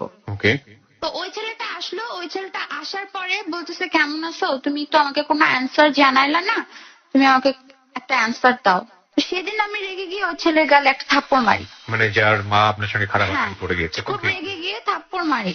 তো এভাবে বলি যে কল গালের কাছে আসো কেন, তোমার মা যেহেতু বলে কল গালের কাছে আসো কেন। সেদিন বলার পর তারপরের দিন আবার ওই ছেলে আসছে, ছেলে আসার পরে যে ভালো বিহেভিয়ার আমি নিজ থেকে করছি, যে আমার প্ল্যান আমি আজকে ওর থেকে টাকা নিব। তো আমি বলতেছি তুমি তো আমাকে লাভ করো, তাহলে এক কাজ করো, তুমি আমাকে টাকা দিয়ে যাও। তো আমাকে বলতেছে কত দেব? এই 1500-র মতো দিয়ে যাও। ফার্স্ট টাইম আমি 1500 চাই ওর কাছে। ওকে তো আমাকে দিছে, দেওয়ার পর ওইটা নিয়ে আমি আসলে আমার নিজের কোনো কাজে লাগাই নাই, আমি ফ্রেন্ডদের নিয়ে আড্ডা টাড্ডা দিয়ে খেয়ে ফেলছি। এটা কিন্তু আমার ফ্যামিলির কেউ জানে না আমি এরকম করতেছি।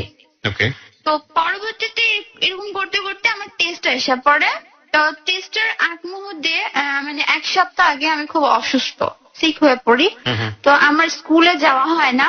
আমার যে বান্ধবী শিখা, যার কথা বলছিলাম, তো ওই বান্ধবীর কাছে আমি কল করি যে শিখা পরীক্ষা কয়টা থেকে কয়টা রে? তো ও আমাকে বলে যে দুপুর 2টা থেকে 5টা পর্যন্ত। আচ্ছা তা আমি পরের দিন গিয়ে দেখি সকাল 10টা থেকে 1টা বাজে হয়ে গেছে। হ্যাঁ, আমি তো গেছি 1:30টার দিকে। তো ওই পরীক্ষাটা আমার মিস যায়। তো মন খারাপ থাকার কারণে ওই ছেলেটাকে আমি রিজেক্ট করে দিই, ওই ছেলের সাথে আমি আর কোনো কথাবার্তা বলি না। ওনার কারণে আপনার এই ঘটনাটা ঘটলো? হ্যাঁ, রাগারাগি করে সেদিন অপমান করে বাদ দিয়ে দিই। তো টেস্ট পরীক্ষার রেজাল্ট বের হলো, আমি কোনোদিন কোনো পরীক্ষা ফেল করিনি। ফার্স্ট টাইম ওই টেস্ট পরীক্ষা আমার ওটা অ্যাবসেন্ট থাকার কারণে আমার ফেল আসলো। আচ্ছা স্কুলের কেউ তো দেবে না, টিচাররা সাথে বলতেছে এই মেয়েরা দিয়ে গোল্ডেন এ প্লাস আশা করছিলাম, এই মেয়ে তো এখন গোল্ডেন এ প্লাস দূরের কথা ফেল লিস্টে নাম লেখাবে। তো এই কথা বলার পর আমি প্রচুর পরিমাণে কান্না করতেছি, আর আমার যে টিচার পড়াতো আমাকে, আমার ক্লাস টিচার, তাকে বলতেছি স্যার একটা সুযোগ দিয়েই দেখেন না, আমি পাশ করি না ফেল করি, এতটুকু বলতে পারি, এ প্লাস না আনতে পারি, পাশ করে আসবো। তো স্যার খুব প্রচুর পরিমাণে রিকোয়েস্ট করে করলো, আমার রেজিস্ট্রেশনটা করাইলো। তো রেজিস্ট্রেশনের সময় আবার সেই ঘরের ঝামেলা, আমার বাবার কাছে আম্মা বলতেছে যে এই তো একটা সময় বোর্ড পরীক্ষা দিবে, তুমি কিছু টাকা দাও। তো রেজিস্ট্রেশনে প্রায় 13,000 টাকার মতো লাগবে। আচ্ছা, তো তুমি কিছু টাকা দাও, বোর্ড পরীক্ষার সময় হয়ে গেছে, এখন কোথা থেকে টাকা পাবো? হুম। আপু বলতেছে দিতে পারবো না, ওরে দেহ বিক্রি করে মানুষের সাথে 10 রাত থাইকা তারপর টাকা আনতে হবে। এই ধরনের কথা রেগুলারলি বললো? হ্যাঁ, এই ধরনের কথাটা বললো। ওই বছরে আমার দাদা খুব অসুস্থ। হুম। তো আমার দাদা আমাকে প্রচুর পরিমাণে আদর করতো। তার আমি যখন থেকে বড় হয়েছি তখন আমার দাদা অসুস্থর দিকে ছিল।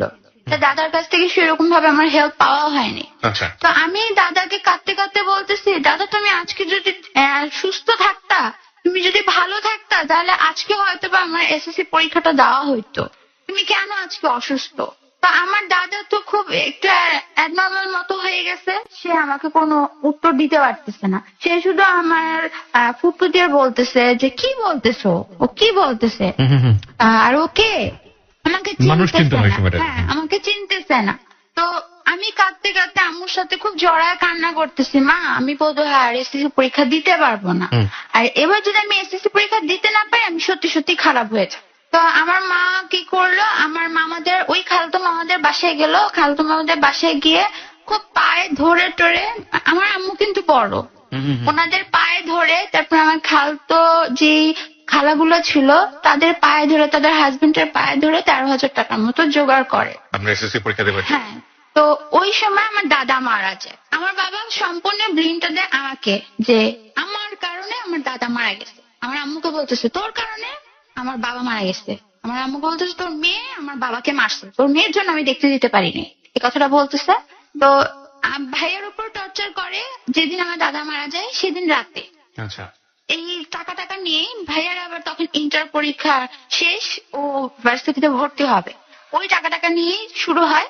তো ওই সময়টা ভাইয়া এরকম করতে করতে ভাইয়াও মার খায়। তো ভাইয়ার আবার ধৈর্য শক্তি খুব কম ছিল। হুম।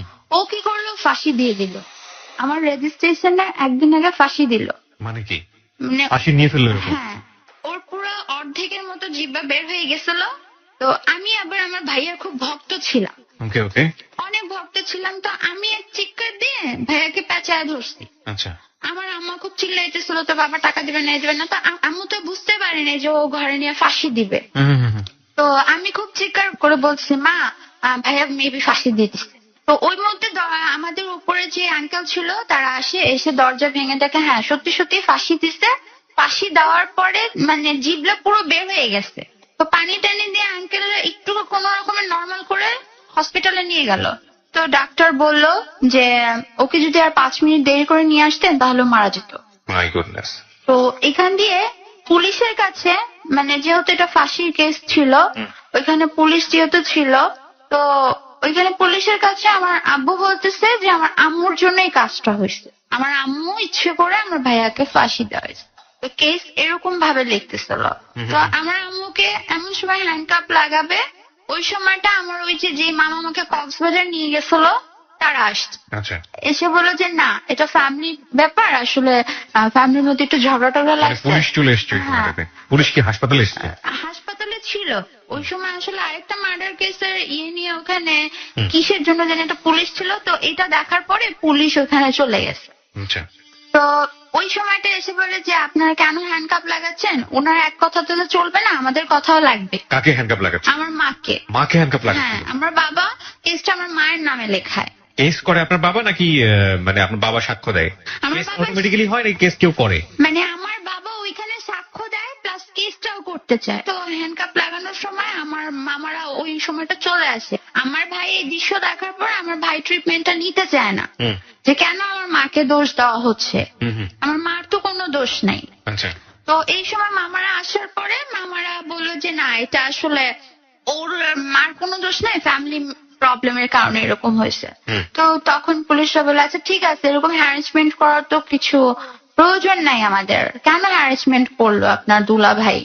তো আসার পরে এরকম সে করলো। তো ওই পর্যায়ে আমার ভাইয়ের যে ট্রিটমেন্টের টাকাটা ছিল প্রায় 7-7.5 মতো আমার মামার বাড়ি থেকে দেওয়া হইলো। আর আমার যে রেজিস্ট্রেশনের টাকাটা ছিল 13,000 টাকা আমার মা জোগাড় করছিল, ওই 13,000 টাকা থেকে আমার কিছু টাকা ভাঙা গেল। আচ্ছা, তো পরবর্তীতে আম্মুকে কল করে বললাম, আম্মু আবারও মামাদের কাছ কাছে গেল, আমাদের কান্নাকাটি করে মানে পায়ে ধরে টরে যে টাকাটা বাকি ছিল সে টাকাটা ম্যানেজ করলো। তো 1500 টাকার মতো শর্ট পড়লো। তো ভাইয়াকে নানুর বাসায় পাঠিয়ে দেওয়া হইলো, আমাদের বাসায় আর আনা হইলো না। হসপিটাল থেকে নানুর বাসায় পাঠিয়ে দেওয়া হয়েছে। এখানে আব্বু আসছে, আব্বুর কাছে আম্মু আসে। আম্মু আসার পরে পা ধরে আম্মু আবার মানে খুব কান্নাকাটি করে বলতেছে কাকে? আমার বাবাকে, আচ্ছা। যে দেখো আমার মেয়ের লাইফটা নষ্ট করো না, এই তো একটা সময়, তুমি ওকে টাকাটা দিয়ে দাও, 1500 টাকা। বেশি তো না, 1500 টাকা, 1500 টাকা দিয়ে দাও। তো ওই মুহূর্তে আমার আম্মুকে বলতেছে, তোর মেয়ের জন্য আমি আমার বাবাকে দেখতে যেতে পারিনি, আর আমি তোর মেয়েকে মরে গেলেও টাকা দিব না। কিন্তু আমার রেজিস্ট্রেশনের কথা বলে আমার এক আঙ্কেলের কাছ থেকে আমার বাবা 10,000 টাকা আনছে, ওই টাকাটা আমাকে দেয়নি। ওকে। তো 1500 টাকা চেয়েছে, আম্মুকে দেয় নাই, আম্মুকে এক লাঠি দিয়ে ফেলে দিল। আম্মু প্রচুর পরিমাণে মাথায় আঘাত খেলো। এই আঘাত নিয়ে আবারও আম্মু আব্বুকে কান্নাকাটি করে বললো, দিয়ে দাও না 1500 টাকা, 1500 টাকা দিলে কি হয়। তো ওই মুহূর্তে আম্মু বলতেছে যে তুমি যদি না দাও তাহলে আমি ফাঁস নেব। This is unthinkable story. এবং আমরা সবসময় একটা কথা বলি যে মানুষ বাধ্য হয়েই অন্যায়ের পথ বেছে নেয়, কেউ আসলে ইচ্ছা করে অপরাধী হয় না। লোভ একটা অবশ্যই কারণ, কিন্তু লোভে পড়ে কতজনই বা আমাদের সমাজে অপরাধী হন, তার চাইতে বাধ্য হয়ে যে অপরাধী হন সেটার সংখ্যা বোধ হয় বেশি। যাহা বলিব সত্য বলিবর পরিসংখ্যান সবসময় সেই কথাটিই বলে। 5 মিনিট পর আরো একবার স্বাগত রয়্যাল টাইগার ড্রিঙ্ক প্রেজেন্স যাহা বলিব সত্য বলিবতে। আর যে কিবরিয়ার সাথে আপনি শুনছেন শিশিরের জীবনের অপ্রিয় সত্য। প্রিয় শ্রোতা, আমরা কথা না বাড়িয়ে তার কাছে আবারও ফিরছি। জি বলুন, আপনি যেখানটায় থেমেছিলেন তারপর। আম্মু বলতেছে আমি ফাঁস নিব। তো আব্বু বলতেছে তুই ফাঁস নেই, আমার কিছু করার নেই, তো ছেলেও নিছে তুইও নেই। তো এই কথাটা শোনার পরে তো আমি জোরে জোরে চিল্লায় চিল্লায় বলতেছি, তুমি যে এই কথা বললা আমি কিন্তু খারাপ হয়ে দেখা দিব, তোমাদেরই নাম যাবে, আমার কিচ্ছু হবে না। তো আব্বু বলতেছে খারাপ হ গিয়ে, যদি তুই খারাপ হতে পারিস হ, আমার তো কিছু বলার নাই, আমি তো আগেই বলছি তুই দেহ ব্যবসা কর কি। এই কথাটা বলতে বলতে একটা পর্যায়ে আম্মু বলতেছে তুই কান্নাকাটি করিস না, আমি দেখি কোথাও থেকে ম্যানেজ করতে পারি কিনা। তো পাশের বাসার এক আন্টির কাছ থেকে 1500 টাকা ম্যানেজ করে আমার রেজিস্ট্রেশনটা হয়। তো যখন রেজিস্ট্রেশনটা হয়, এখান দিয়ে আরেকটা কথা বলতে ভুলে গেছি, এর মাঝখান দিয়ে আমার একটা ছেলের সাথে ফোনে কথা হয়। জি। আমি যখন ক্লাস 10 এর নতুন নতুন, তখন আমি একটা রেডিওর প্রোগ্রামে যাই। তো রেডিওর প্রোগ্রামটা এমন ছিল আর্জিং কোর্স করাবে। তো আমি অসম্ভব ভক্ত ছিলাম আরজেদের। তো আমার ভক্ত থাকার কারণে আমি ওই স্কুলে যখন আসে, যে স্কুলের কিছু স্টুডেন্টদের নিয়ে ওখানে প্রোগ্রামে অ্যাটেন্ড করাবে, তো আমি ওখানে নামটা দিয়ে দিই। নামটা দিয়ে দেওয়ার পর আমার একটা কল আসে ওখানে প্রোগ্রামের দিন। তো ওই প্রোগ্রামটাতে আমি যাই, প্রোগ্রামে আমি অ্যাটেন্ড করার পরে তো আমি মহা খুশি, আমার স্বপ্ন পূরণ হইতেছে, আমি আরজে দেখছি, আমি আরজে হব। আমি ভাবছি যে 19-এ থাকাকালীন আরজে হওয়া যায়। ওকে। তো ওই সময়টা থেকে ওই যে কোর্সের যে মালিকটা ছিল তার সাথে আমার একটা ভালো সম্পর্ক হয়ে যায়। সে আমাকে খুব গাইডনেস ভালো করে করে, পড়াশোনা করো, তুমি ভালো একটা আর্য হতে পারবা, তোমার ভয়েসটা খুব সুইট, তুমি খুব সুন্দর করে কথা বলতে পারো, প্রেজেন্টেশন তোমার অনেক ভালো, ওকে তুমি ভালো করে পড়াশোনা করো, তোমাকে কথা দিচ্ছি ইন্টারের পরে তোমাকে আর্য তৈরি করে দেব। তো ওনারই এক রিলেটিভ, মানে কিরকম রিলেটিভ আমি তা জানি না, ওনার কাছ থেকে নাম্বারটা চুরি করে নিয়ে গিয়ে আমাকে কল দেয়। উনি থাকতো হলো বাহরাইন, মানে যে ছেলেটার সাথে আমার কথা হয় বাহরাইন থাকতো, আমি নামটা উল্লেখ করতে চাচ্ছি না, বাহরাইন থাকতো।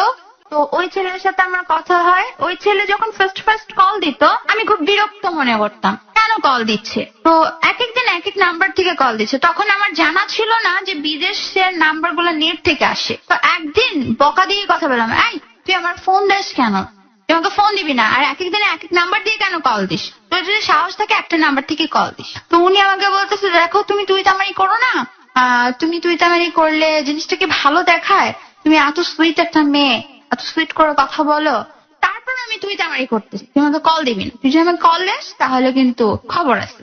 এই কথাটা বলে সেদিন রেখে দিই, আবার কল দিই বিদেশি নাম্বার দিয়ে। তো তখন আবারও সেই লোকের ভয়েস পাওয়ার পরে সেদিন ওই লোকটাও খুব রেগে যায়।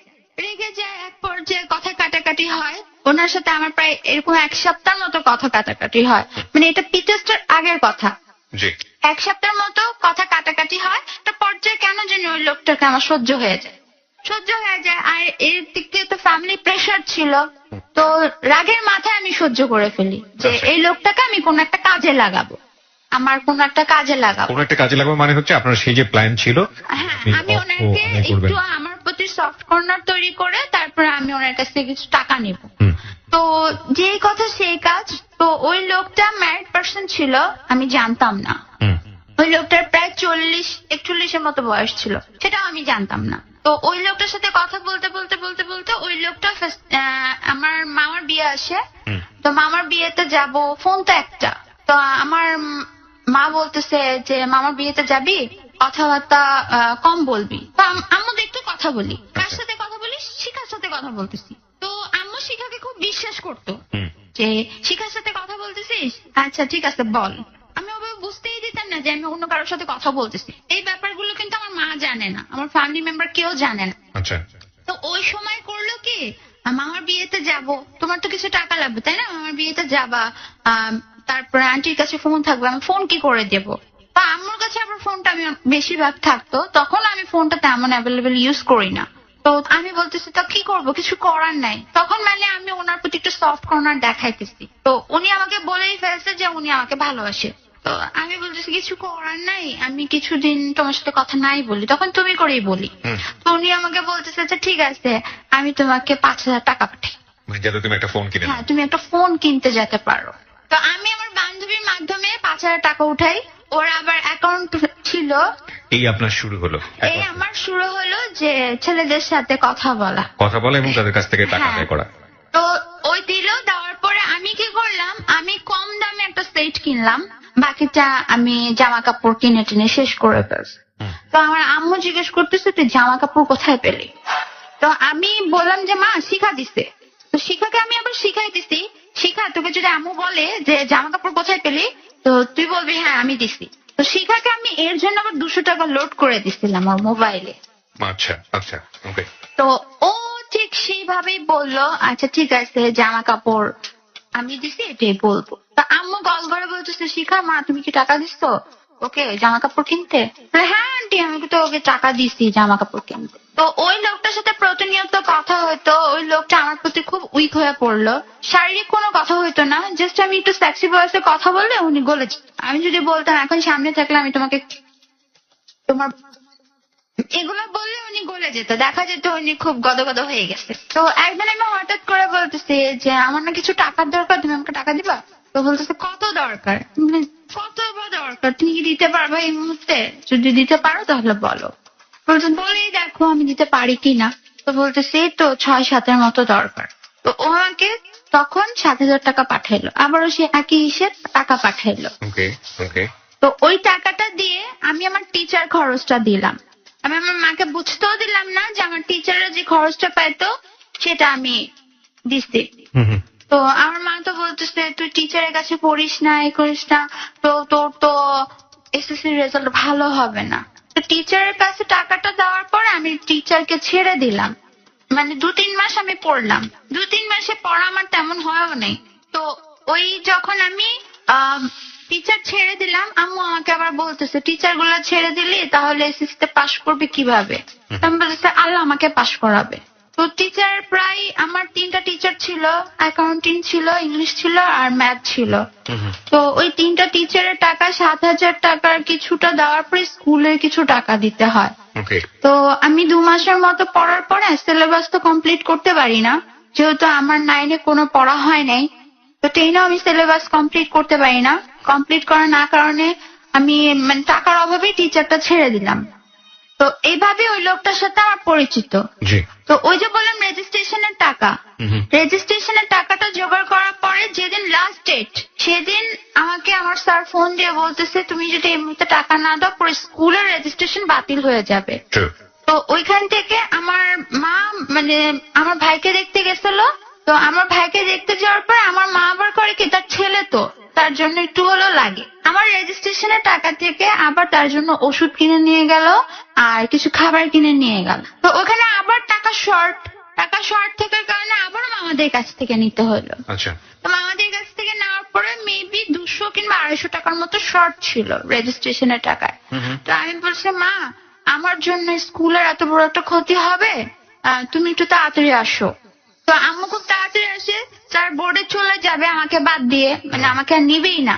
তো ওই সময় মা আসে, আসার পরে স্যারের কাছে আসে, স্যারকে বলতেছে যে কি করেছে আপনার বলি, 250 টাকা শর্ট। আমি কি করে, তো স্যার বলতেছে এটা তো আগে বলবেন, 250 টাকা শর্ট। এখানে যদি 1-2 হাজার টাকা শর্ট থাকতো আমি আপনাকে দিতাম, ওকে। যেহেতু একটা লাইফের ব্যাপার। তো ওইখানে দেওয়া হয়ে যায়, ওই সময়টা চলে যায়। চলে যাওয়ার পর ওই লোকটার সাথে তো আমার কন্ট্রাক্ট আছে, কথাবার্তা বলতেছি। কথাবার্তা বলতে বলতে একসময় ওনার কাছ থেকে প্রায় আমি 12-13 হাজার টাকা উপরে নিয়ে নিলাম। তো ওই লোকটা আমার প্রতি পুরোই উইক হয়ে পড়ছে। তো একটা সময় ওই যে বললাম যে ভাইয়াটার সাথে আমার খুব ভালো সম্পর্ক হয়ে গেছে, জি। যে ওই যে আর্জিং কোর্সের ইয়েটা খুলছিল, তো সেই ভাইয়াটা কিভাবে জানি জানতে পারে যে তারই এক রিলেটিভের সাথে আমার কথা হয়। ওকে। তো ওই ভাইয়াটা আমাকে বলতেছে যে তুমি কি জানো এই লোকটা কিরকম? আমি বলতেছি না। আর বাসার রাগের কারণে আমি ডিসাইড করেই ফেলছিলাম এই লোকটা আমি বিয়ে করবো। তো ওই লোকটা বলতেছে তুমি তো জানো না এই লোকটার ওয়াইফ আছে, একটা বাচ্চা আছে, আর সাথে এই লোকটা বয়সও অনেক বেশি, 40-41-এর উপরে। তুমি এই লোকটাকে কেন বিয়ে করবা? তোমার এত অল্প বয়স। উনি আমাকে বোঝানোর চেষ্টা করে। তো আমি ওনাকেও খুব অপমানিত করি যে আমার লাইফ আমি যেভাবে খুশি সেভাবে চালাবো, আপনার কি? তো এক পর্যায়ে আমার মা ওই ব্যাপারটা জেনে যায়। আমার মা আমার খুব রিকোয়েস্ট করে যে মা তুই এই কাজটা করিস না, দরকার হলে আমি আমার 2টা কিডনি বিক্রি করে দিব তোরা পড়ানোর জন্য, তুই যাতে সুখে থাকিস। আজ পর্যন্ত তো তুই যা চাইছিস আমি তাই দিছি, কোনো কিছুর অভাব রাখি নাই, এত কষ্ট করে হলো আমি তোরা পড়াইতেছি, তুই কেন এমন করতেছিস? তো আমি তখন ওই কথাটা বুঝলাম, বাবা বলছিল না আমাকে দেহ ব্যবসা করে পড়াশোনা করতে, তো এই জন্য আমি খারাপ হয়ে গেছি। আর আমি এটা করবো, আর আমি এই লোকটাকে বিয়ে করবো, এই লোকটা 40 হোক 41 হোক আমি বিয়ে করবো। তো এই কথা বলার পরে আম্মু এক পর্যায়ে খুব হার্ড হয় এই কথাটা শোনার পর। তা আম্মু বলতেছে আচ্ছা ঠিক আছে, তোর যা খুশি মন চায় তুই তা কর। তাও তো মায়ের মন মানে না, প্রতিনিয়ত বাধা দেয়। তো এর মাঝখানে আরেকটা ছেলের সাথে আমার সম্পর্ক হয়, সেও রং নাম্বারে আসে। সে ফোনে আমাকে কল দেয় রাত 3টার দিকে, ওকে। তো মিস কলের মতো। তার পরের দিন আমি আবার ব্যাক করি, তো ফোনটা বন্ধ পাই, 2টা টেক্সট আসে, অটো যে টেক্সট গুলা থাকে ওগুলো আসে। তো আমি বলি ফ্রড বাটপার এরকম করে বকা দিতেছি ওই ছেলেটাকে। তো ওই ছেলেটাকে এই সাইডে তো উনি আছেই, আর ওই ছেলেটা তো বকা দেওয়ার পরে ওই ছেলেটা ফোন ব্যাক করছে। ব্যাক করার পরে ওই ছেলেটা বলছে সরি আমি তো কালকে আপনাকে মানে একটা ডিজিটের ভুল হওয়ার কারণে ফোন দিয়ে দিছিলাম, আপনি কিছু মনে করেন না। তো ওই ছেলেটা আমার ভয়েস শুনেই পাগল হয়ে গেছে। ওকে। আমি হাসতে হাসতে বলতেছি কিরকম পাগল, আপনি ডিজিট ভুল করে ফেলছেন রাত 3টার দিকে, ফাজলামি করার জায়গা পান না। তো ও আমার হাসি আর আমার ভয়েস শুনেই পাগল হয়ে গেছে। তো এরপরে ওই ছেলেটা কল দেয়, আমি ফার্স্টে খুব খারাপ ব্যবহার করি, খারাপ ব্যবহার করতে থাকি যে আমার কাছে আর কল দিবেন না, কেন কল দেন, আপনার বাসায় কি মা বোন নাই? ইনফ্যাক্ট এটা আপনি ন্যাচারালি করছেন নাকি এগুলো প্ল্যান করেই করছেন? না, ওই ছেলেটার সাথে আমার কোনো প্ল্যান নেই। ওকে। আর যে যতজনই আসছে সবই প্ল্যান করে? না, প্ল্যান করে না, মানে আমি নিজের ইচ্ছে কোনোটা আনি নেই। Okay. সবাই রং নাম্বার আমার সাথে কালেকশন। কিন্তু আপনার টার্গেটই থাকতে এটা যে আর যে আসতো যদি আমার প্রতি ফেসে যেত তখন আমি বলতাম যে না আমি একে কোনো কাজে লাগাবো। ওকে, মানে কাজে লাগাবো বলতে কি আমি টাকা আর্ন করবো। হ্যাঁ। ওকে। তো ওই যে বিদেশি ছেলেটা এই ব্যাপারটা নিয়ে খুব লেগে যায়। ওই বিদেশি ছেলেটা বলে যে দেখো আমার বয়স পড়া খুব কম, এই জন্য আমি বিয়ে করতে চাচ্ছি, তুমি তো অল্প বয়সের মেয়ে, তোমার তোর বেশি হবে, তুমি এসব ব্যাপারে কিছু বোঝো, আর তুমি দেখতেও খুব। একটা পর্যায়ে কথাটা আমাকে বলতেছে যখন আমি ওনার বিয়ের কথাটা বলি, তা আমি বলে আপনি কিভাবে দেখছেন? বলে আমি আমার ওই রিলেটিভের অফিসে তোমাকে দিই, ওকে। আর তোমার সাথে আমি খুব মজা পাবো। তো আমি একটা পর্যায়ে খুব রেগে গিয়ে বললাম এই কারণে আপনি আমাকে বিয়ে করতে চাচ্ছেন, এই কারণে আপনি আমাকে টাকা ইনভেস্ট করছেন আমার পিছে, আমার প্রতি কোনো ভালোবাসা নাই? ভালোবাসা আছে কিন্তু মেইন উদ্দেশ্য আমার এইটা। সে আমাকে এই কথাটা বলে, এই কথাটা বলার পর ওনার সাথে আমার খুব ঝগড়া লাগে এই ব্যাপারটা। উনি আমাকে আবারও বলতেছে যে দেখো বোঝার চেষ্টা করো, পৃথিবীটাই জন্য, অন্য কিছুর জন্য না, এই জন্যই আমি তোমাকে পছন্দ করছি, আর তুমি দেখতো ওরকম, তোমাকে ভালো লাগে, আর তোমাকে যে দেখবে সেই পছন্দ করে। তো একটা পর্যায়ে আমি বললাম আচ্ছা ঠিক আছে আমি বিয়ে করবো, আপনার বউ বাচ্চা নিয়ে বিয়ে করবো, আমার কোনো সমস্যা নাই, কিন্তু আমার কিছু চাহিদা আছে। উনি বলতেছে কি? আমার প্রতি মাসে 20,000 টাকা করে লাগবে। আমি তখন বললাম ওকে। তো উনি বলতেছে আচ্ছা ঠিক আছে। তো উনি আমাকে বলছে বিয়ের পর উনি আমাকে বাহারাইন নিয়ে চলে যাবে, তো বাহারাইন নিয়ে চলে যাবে। আমি বলছি আচ্ছা ঠিক আছে, আমি বাহারাইন যাবো ঠিক আছে, বাট আমার প্রতি মাসে 20,000 টাকা করে আমার হাতে দিতে হবে। তুমি বলছো আচ্ছা ঠিক আছে। তো ওই টাইমটাতে ওনার যে রিলেটিভ, ওনার কাছে আবার শুনতে পারি ওনার বউ যে মানে আমার যার সাথে কথা হয় তার পেটে বাচ্চা, সে প্রেগনেন্ট। এটা শোনার পরে আমি ওই ভদ্রলোকের সাথে আবার কথা বলি যে আপনার বউ তো পাওয়ার নেই, তাহলে উনি প্রেগনেন্ট হলো কি করে? আপনি তো মিথ্যা বলছেন আমার সাথে। তো বিশ্বাস করো ওর নাই, আর এই বাচ্চা আমার না, তো কার? তো এই ব্যাপারটা নিয়ে অনেক ঝগড়া হয়। ঝগড়া হওয়ার পরে একটা পর্যায়ে ওনাকে স্টপ করে দিই। স্টপ করে দিয়ে ওই যে ওই ছেলেটা, যে ছেলেটার কথা বললাম যে একটা সময় পরিচয় হয়, ওই ছেলেটা থাকে মিরপুর। ওই ছেলেটার নামটাও আমি বলতে চাচ্ছি না। তো ওই ছেলেটার সাথে আমার কথাবার্তা হয়, প্রতি রাতে কথাবার্তা হয়। তো দিনে দিনে দেখা যেতেছে ওই ছেলেটা আমার প্রতি খুব উইক হয়ে পড়ছে, খুবই উইক হয়ে পড়ছে। তো ওই ছেলেটার থেকে আমি খুব বড় কিছু অ্যামাউন্ট নেই নেই। ওই ছেলেটাকে শুধু বলতাম আমার মোবাইলে 100 টাকা রিচার্জ করে দিস তো, ওকে আমি তুই করে বলতাম। ও আমাকে রিচার্জ করে দিত। তো আমার এরকম করতে করতে এসএসসি পরীক্ষা চলে আসে। এসএসসি পরীক্ষার সময় ওই ছেলেটা আমাকে প্রপোজ করে। তো অ্যাটলিস্ট আমি বুঝতে পারলাম ওই ছেলেটা আমাকে লাভ করতে শুরু করছে। ওই সময় এসএসসি পরীক্ষার সময় আবার ওই লোকটা ফিরে আসে। ওই লোকটা বলতেছে দেখো যা হয়ে গেছে ভুলে যাও, আর তুমি আমার কাছে ফিরে আসো। আমি বলছি আচ্ছা ঠিক আছে ফিরে আসবো, কিভাবে? তো বলতেছে আচ্ছা ঠিক আছে, তোমার এসএসসি পরীক্ষা কমপ্লিট হয়ে গেলে তুমি পাসপোর্টের জন্য আমাকে ছবি টবি পাঠিয়ে দিও। আমার খালাতো ভাই গেছে, ও পাসপোর্ট করে দিবে, আমি ভিসা পাঠিয়ে দিব। তা আমি বলছি আচ্ছা ঠিক আছে ভিসা পাঠিয়ে দিবেন, ঠিক আছে। তো আমার উদ্দেশ্য আমি ওর কাছ থেকে এবার টাকা নিয়ে আমি ওকে না করে দিব, আমি ওর কাছ থেকে টাকা নেব। তো আমি ওরে বললাম কি আমাকে কিছু টাকা পাঠান। তো আমাকে প্রায় 7-এর মতো পাঠায়। এরকম পাঠানোর পরে পরবর্তীতে আমি বলছি আমি আপনার সাথে মজা করছি, আমি আপনার সাথে কোথাও যাব না। আপনি কি করে ভাবলেন আপনার 40 বছর বয়স আমি আপনার সাথে যাব?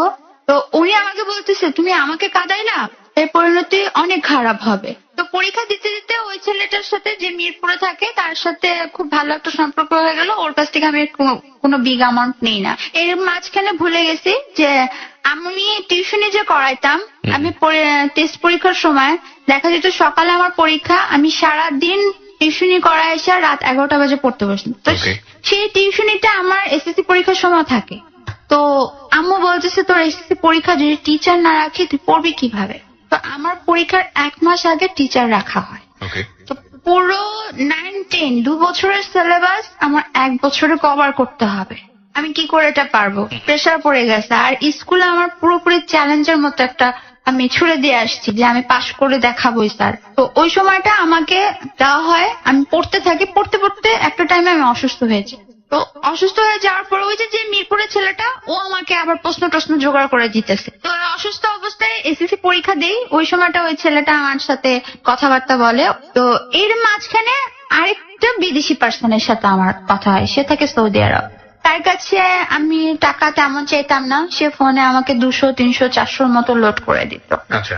তো একটা সময় আমি যখন ইন্টার ফার্স্ট ইয়ারে ভর্তি হই তখন ওই লোকটা সৌদি আরব থেকে আসে, সে শপিং করে নিয়ে আসে, আমাকে একটা পারফিউম দেয়, একটা ড্রেস দেয়। তো ওই সময়টা আমি ওই লোকটাকে প্রচুর পরিমাণে টাকা খরচ করে মানে খাওয়া দাওয়া করে পরবর্তীতে ওই লোকটার সাথে আর কন্ট্রাক্ট রাখি না। তো ওই যে ছেলেটা মিরপুরের, ওই ছেলেটার সাথে আমার দেখা হয়। তো এখানে আরেকটা কথা বলি, আমি যে বুলবুলি একাডেমিতে গান শিখতাম, তো ওই ছেলেটাদের একটা ব্যান্ডের দল ছিল। ওই ব্যান্ডের দলের একটা ভোকাল দরকার ছিল, মেয়ে ভোকাল। তো ওই মেয়ে ভোকাল হিসেবে ওর যে ফ্রেন্ড, মানে আমার ওই মিরপুর ফ্রেন্ডের যে ফ্রেন্ড, সে বলতেছে যে দেখ শিশির তো ভয়েস খুব সুন্দর, ও খুব সুন্দর করে গানও গাইতে পারে, তো ওকে আমরা ভোকাল হিসেবে নেই, আমাদের ব্যান্ডটা খুব জমবে। আচ্ছা। তো আমাকে অফার করলো, তা আমি আম্মুকে ব্যাপারটা জানাইলাম। আম্মু ফার্স্ট টাইম ইগনোর করলো, যেহেতু গানের ব্যাপার আম্মু তেমন কিছু একটা বলেনি। তো আম্মু বলছে আচ্ছা ঠিক আছে, তুমি যদি গান দিয়ে কিছু করতে পারো ভালো। এখান দিয়ে তো আমার বাবার শারীরিক টর্চার আছে, মানে মারধর তো আছেই। তো ওই মারধর করতেই থাকে, আম্মুকেও করতে থাকে, আমাকেও করতে থাকে, বিয়ের জন্য মাঝখানে আবারও প্রেশার দেয়। তো এই পর্যায়ে আমি ওই মানে মিরপুরের ওই ছেলেটার সাথে মানে ওই ব্যান্ডের দলে যোগ দিই ভোকাল হিসেবে। বিরতি শব্দ আরো একবার, তার মানে আমাদেরকে এ পর্যায়ে একটু থামতে হবে। মাত্র 4 মিনিটের বিরতি। 4 মিনিট পর আমি আরজে কিবরিয়া আবারও আপনাকে সাথে করে ফিরে আসছি রয়্যাল টাইগার ড্রিঙ্ক প্রেজেন্স যাহা বলিব সত্য বলিবতে।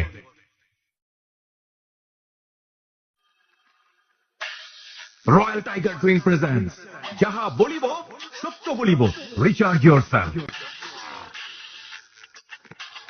40 কোটি ভোক্তার প্রিয় পানীয়, 18 কোটি মানুষের গর্ব, রয়্যাল টাইগার ড্রিঙ্ক জয় করেছে বিশ্ববাজার। মনে রেখো, রয়্যাল টাইগার জিতবে, সুন্দর আগামীটা তারা গড়বে। Royal Tiger energy drink, recharge yourself.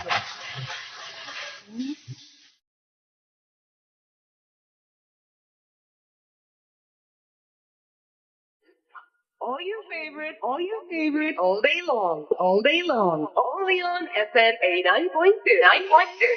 When change is beyond constant, change your frequency. Take us and lead you to ABC. Take us and lead you to ABC. ABC. 89.2 FM.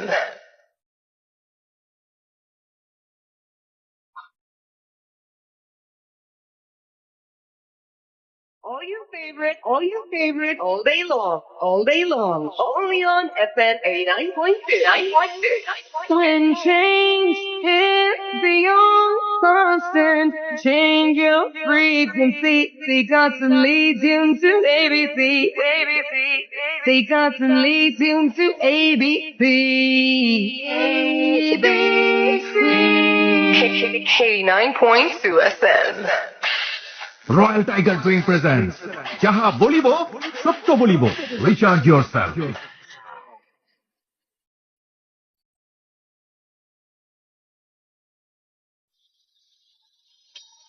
চার minute পর আরো একবার welcome royal tiger drink presence যাহা বলিব সত্য বলিবতে। ওকে দেখার জন্য মানে আমাদের আজকের অতিথিকে দেখার জন্য চলে আসুন ফেসবুকে, facebook.com/KEBRIA.RJ, অর্থাৎ আরজে কিবরিয়া হচ্ছে পেজটির নাম। 12 লাখের উপরে মুহূর্তে ফলোয়ার রয়েছে ওখানে। প্রিয় শ্রোতা, আমরা আবারও ফিরছি মূল গল্পে। বলুন তারপর। তারপর ওইখানে যোগ দেওয়ার পরে ওই ছেলেটা আমাকে খুব বাজে বাজে কথা বলে। তো ওই ছেলেটাকে আমি খুব পছন্দ করতাম, যার সাথে আমি ব্যান্ডের দলে যোগ দিলাম। ওর থেকে আমি তেমন কিছু করি নাই, মানে জাস্ট রিচার্জ গুলোই নিতাম, অন্য কিছু নিতাম না। তো ও আমাকে খুব বাজে বাজে কথা বলায়, মানে যেমন তুই রাস্তার মেয়ে রাস্তায় থাকবি, এরকম একটা কথা বলায় আমার খুব রাগ হলো ওর উপর। রাগ হওয়ার কারণে ওর সাথে টোটালি আমি কন্ট্রাক্ট বন্ধ করে দিলাম। বন্ধ করে দিয়ে আমার যে কলেজ ফ্রেন্ড হিন্দু ছেলে ছিল, ওর সাথে আমি একটা সম্পর্ক সৃষ্টি করলাম কি ওই ছেলেটা আমাকে পছন্দ করতো। তো ওই ছেলেটা দেখা যেত যে আমার জন্য কলেজে অনেকে মারতেছে, ধরতেছে, আমার দিকে কেউ তাকাইলে তার সাথে অনেক খারাপ বিহেভিয়ার। তো ওই সময়টা আমি বুঝতে পারি ওটার প্লাস পয়েন্ট উঠালাম। তো যেমন ও যেহেতু আমার উপরে এতটাই নার্ভাস, তাহলে এক কাজ করি, আমার তো ইন্টারটা ভালো করে পড়তে হবে। আমার এসএসসি রেজাল্ট কোন রকম আসছে, তো ওই সময় টিচার ছাড়া তো হবে না, ইন্টার লেভেলটা আরো হার্ড। তো ওই জন্য আমি ছেলেটাকে প্লাস পয়েন্ট হিসেবে এভাবেই নিলাম যে ওই ছেলেটা আমার বাসায় আসা যাওয়ার গাড়ি ভাড়া, তারপর টিচার খরচ সব দিতে শুরু করলো, এভরিথিং। ওরকম করতে করতে একটা পর্যায়ে ছেলেটার সাথে আমার খুব ভালো সম্পর্ক হয়ে যায়। আমি কখনো ওই ছেলেটাকে মানে লাভ করতাম না, মন থেকে একেবারে নিতেন না? না, মন থেকে না, বাট জিদের বশতে আমি ওর সাথে এরকমটা করতেছি। এবং ওর অর্থ নিয়ে পড়াশোনা করতেন। হ্যাঁ, তো ওই ইন্টারে থাকাকালীন ইন্টার সেকেন্ড ইয়ারে যাওয়ার পরে আমি একটা ইন্টারের মেয়ে পড়াই। হলি ক্রসের স্টুডেন্ট ছিল, ও ইন্টার ফার্স্ট ইয়ারে ছিল, তো ওকে আমি পড়াই। তো তখন প্রায় আমার ওই একটা স্টুডেন্টই ছিল, প্রায় 6,000 টাকার মতো স্যালারি ছিল। তো এরকম করতে করতে টেস্ট এসে পড়লো, ওই ছেলেটা তো ওখান দিয়ে আমাকে টাকা দিতেছে, টিচার খরচ টরচ কিছু না, আর মা আমার কলেজ খরচটা দিচ্ছে কোন রকমে জোগাড় করে টোরে। তো পরবর্তীতে আমার প্রি টেস্টের সময় আমি জানতে পারলাম আমার মা যে এতকাল আমার পিছে যে টাকাগুলো খরচ করে আসছে, সেটা আমার মায়ের যে কাবিন নামাটা ছিল, সেই কাবিন নামার উপরে টাকাটা নিয়ে তারপরে আমার পিছে খরচ করছে। আমি ঠিক বুঝতে পারিনি, মানে বিষয়টা একটু পরিষ্কার করলে ভালো হয়। মানে আমার যে মায়ের দেড়মোহরটা দেওয়া হয়েছিল, সেই টাকাটা থেকে কেটে কেটে আমার বাবা এই কদিন আমার পড়ার টাকাগুলা দিছে। মানে মাকে সে ইনফর্ম করেছিল? হ্যাঁ, আমার মাকে ইনফর্ম করছিল, বাট আমি জানতাম না। আমি জানছি হলো আমার ইন্টারে যখন প্রি টেস্ট শুরু হয় তখন, মানে আবারও রেজিস্ট্রেশনে টাকা নিয়ে ঝামেলা হয় যখন, তখন শুনতে পারছি যে আমার মা আমার মায়ের দেড়মোহরের টাকা থেকে কেটে কেটে টাকা দিচ্ছে আমার বাবা আমাকে পড়ানোর জন্য। ওকে। তো ওই সময়টা আরো বেশি আমার রাগ চড়ে গেল। ওই ছেলেটা থেকে আরো বেশি হিউজ পরিমাণে টাকা নেওয়া শুরু করলাম। এর মধ্যে আরেকটা ছেলের সাথে আমার সম্পর্ক হলো, সে থাকে হলো আপনার শান্তিনগর। ওকে। তো ওই ছেলেটার কাছ থেকে তেমন টাকা নিয়ে নেই, প্রায় 3-4 মতো নিয়ে ওই ছেলেটার সাথে আমি কন্ট্রাক্ট বন্ধ করেছি। কিন্তু আমার যে কলেজ ফ্রেন্ডটা ছিল তার সাথে আমার কন্ট্রাক্ট ছিল। জি। তো প্রিটেস্ট দিচ্ছি, প্রিটেস্ট দেওয়ার পর আমি ওই যে বললাম যে টিউশনিটা পাই, ওটা আমি করতেছি। এখন আর আমি ওর কাছ থেকে তেমন টাকা নিচ্ছি না। আচ্ছা। মানে আমার নিজের কাছেই খারাপ লাগতেছে যে আমি তো কতজনকে এরকম করলাম, থাক আমি আর এটা থেকে টাকা নিব না। তো ওকে আমি বলতেছি যে ঠিক আছে, আমি টাকা নিয়ে তোর আর হেল্প করার প্রয়োজন নেই। তো ও আমাকে বলতেছে যে একটা কথা বলি তোকে, বলছিস তুই আমাকে লাভ করিস? তো তখন আমি ওকে লাভ তেমন ভাবে করি না, কিন্তু রাগ বসত বলতেছি হ্যাঁ করি। আর বাবার উপরে রাগ করে বলতেছি আচ্ছা ঠিক আছে যাই হোক হিন্দু ছেলেকেই বিয়ে করবো। মানে রাগ করে বলছেন? হ্যাঁ, মানে আমি জিদ করে বলতেছি। এগুলো সব কিন্তু আমার বাবার উপরে জিদ করে বলা, যে আমার মার এই কাবিন নামা দিয়ে আমার পড়তে হচ্ছে, তো এর চেয়ে ভালো একটা হিন্দু ছেলেকে বিয়ে করা। তো ওই ছেলেকে আমি এটাও বলছি তুই যদি মুসলিম না হস আমি হিন্দু হয়ে বিয়ে করবো, সমস্যা নেই। তো ও কি করছে, ও মুসলিম হয়েছে আমাকে বিয়ে করার জন্য। ওই পর্যায়ে বাবার সাথে আবারও লাগে আম্মু। মুসলিম হয়ে গেল আপনাকে বিয়ে করার জন্য হ্যাঁ, ছেলেটা? ওই ছেলেটা আমাকে বিয়ে করার জন্য মুসলিম হইলো। এই ছেলেটা কত নম্বর ছিল? এই ছেলেটা ছিল হলো ওই যে 2 বিদেশের লোক যাওয়ার পরে মিরপুরের ছেলেটার সাথে কন্ট্রাক্ট হওয়ার পরে, মানে 4 নম্বরের 4 নম্বরের ছেলেটা। এই ছেলেটা মুসলিম হলো আপনাকে বিয়ে করার জন্য। হ্যাঁ। আপনার টার্গেটটা কি ছিল এই ছেলেটাকে নিয়ে? এই ছেলেটাকে মানে তেমন ঠকানোর ইচ্ছে ছিল না, মানে আমি বাবার উপরে জেদ করে এই ছেলেটাকে বিয়ে করতে চেয়েছিলাম আচ্ছা। যে করব। ওকে। তো এই ছেলেটা থাকাকালীন একটা ছেলের কাছ থেকে আমি 4000 টাকার মতো নেই, সে শান্তিনগর থাকে। তার মানে আপনি এই ছেলেটার প্রতিও কমিটেড ছিলেন না? অফকোর্স না। থাকলে তো অফকোর্স আপনি অন্য ছেলের কাছ থেকে টাকা নিতেন না। তো তারপরে এই ছেলেটা মুসলিম হয়ে যাওয়ার পরে আমার রেজিস্ট্রেশনের টাকা নিয়ে আবার আম্মুর সাথে লাগে। আম্মুর সাথে লাগার পর তো আম্মু বলতেছে তুমি প্রতিবার কেন এমন করো, তোমারও তো মেয়ে, তোমারও তো রক্ত, তুমি এরকম কেন করো, তুমি কেন দিবা না? তো ওই পর্যায়ে আমারই সামনে আমার বাবা বলতেছে যে ও আমার মেয়ে না, আমি ওকে স্বীকার করি না, ও আমার মেয়ে না, ও অন্য আরেকজনের মেয়ে। এটা কে বললো? আমার বাবা বলছে আপনার সামনে? আমার সামনে। তো এখান দিয়ে আরেকটা কথা বলি, আমার আব্বুর একটা ফ্রেন্ড ছিল যে কেবি রোডে যখন থাকতো, ওনার নাম শরীফ ছিল। তো ওইখানে আরেকটা আন্টি ছিল, ওনাকে নিয়ে একটা বাজে ইঙ্গিত তুলছিল আমার আম্মুকে নিয়ে। সে ভাবি ভাবি বলে ডাকতো, প্লাস বড় আপু বলে ডাকতো। কিন্তু যে আন্টি ছিল সে আন্টিটা খুব খারাপ ছিল। সে ওই দিক থেকে আব্বুরকে একটু বাজেভাবে কথা বলে যে শরীফের সাথে আপনার বোর অবৈধ সম্পর্ক আছে, কিন্তু তেমন কিছুই না। তো ওই আন্টিটার কথাটা শোনার পরে আব্বুকে যখন বলে, আব্বু আবার শরীফ আঙ্কেলকে বলে দেয়, এটা আমার জন্মেরও আগের ঘটনা। তো শরীফ আঙ্কেলকে বলে দেওয়ার পর শরীফ আঙ্কেল আন্টিকে খুব পরিমাণে মারে। মানে এত মিথ্যে কথা কেন বলবেন, মানে উনি ওই মহিলাটা ওই এলাকার ছিল, প্রস্টিটিউট ছিল। ওই মহিলাটাকে মারে, মেরে ওই এলাকা মানে থেকে বের করে দেয়। তো ওই আঙ্কেল বলে দেখো ওরকম কোন আমাদের সাথে সম্পর্ক নাই, আমি ভাবিকে আমার বড় বোন মানি, তুমি এটা ভুল বুঝো না। তো ওই জ্যাট ধরে আব্বু এটা মনে করে না, সে ওই জ্যাটটাই মানে ওই যে যৌতুকের যে একটা আছে ওইটা নিয়ে বা এটা মিশানোর পরে ওইটা ধরে। এখন ওই আঙ্কেল বেঁচে নেই। তো তখন বলতেছে ও তো শরীফের মেয়ে, ও আমার মেয়ে না।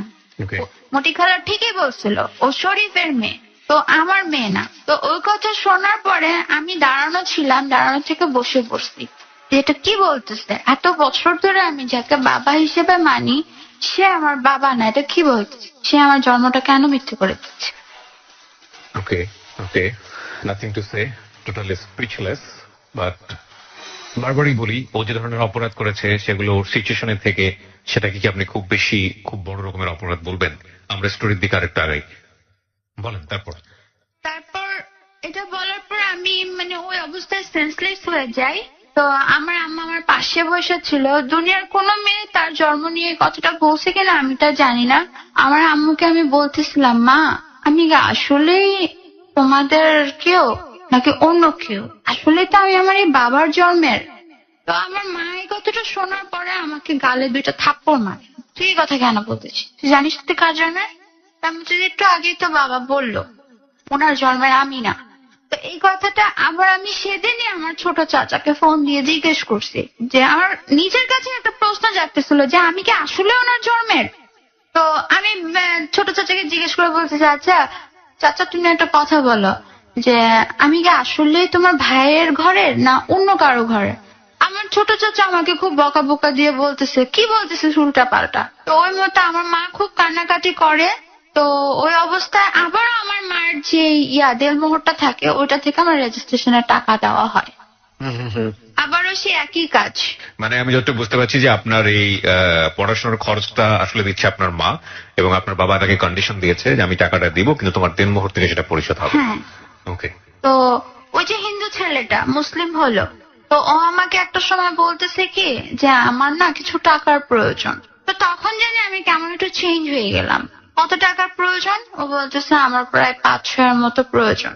তো আমি বলছি আচ্ছা কিসের জন্য? ও মানে বললো কি যে রেজিস্ট্রেশনের টাকা একটু গ্যাপ আছে। রেজিস্ট্রেশনের টাকায় গ্যাপ আছে, ওকে। তো আমি আমার স্যালারিটা উঠায় না প্রায় 6,000 টাকার মতো ওকে দিলাম। দেওয়ার পরে আমি জানতাম না ও আরেকটা মুসলিম মেয়ের সাথে সম্পর্ক। ওকে, যে ছেলেটা আপনার জন্য মুসলমান হলো, ওই মুসলিম মেয়েটাকে ও বিয়ে করছে। বিয়ে করে ফেলেছে। ও আমার টাকা দিয়ে ওই মুসলিম মেয়েটাকে বিয়ে করছে। তো ওই পর্যায়ে পরীক্ষা দিলাম, দেওয়ার পরে মানে রেজাল্ট আমাদের বের হলো। রেজাল্ট বের হওয়ার পরে আমি জানতে পারলাম ওই ছেলেটা মুসলিম মেয়েটাকে বিয়ে করছে। তো ওইটাই ওখানে শেষ। ওকে। তো তারপর আরেকজন, সে একজন প্রকাশক ছিল, সেও আমাকে রং নাম্বারে কল করছে। প্রকাশক মানে কি ধরনের বই প্রকাশ করে? হ্যাঁ, সে বই প্রকাশ করে, যে গল্পের বইগুলো সেগুলো প্রকাশ করে। তো সেও আমাকে কল করছে রং নাম্বারে। আমি কাউকে ইচ্ছে করে কল দিইনি, সবাই রং নাম্বারে আসছে। তখন আমি ফেসবুক ইউজ করি না। তো সে আমাকে কল দিছে, সে আমাকে বলতেছে যে আমি তোমাকে চিনি, আমার একটা ফ্রেন্ডের থেকে নাম্বার নিছে, আমি তোমাকে চিনি, তোমার কথাবার্তা আমি শুনছি, তোমাকে আমার ভালো লাগছে। তো কথা বলতে বলতে বলতে বলতে একটা পর্যায়ে উনি আমার প্রতি উইক হয়েছে। ওকে। তো উনি আমার সাথে দেখা করতে চায়, দেখা করে। তো আমাকে সে শপিং করে দেয়।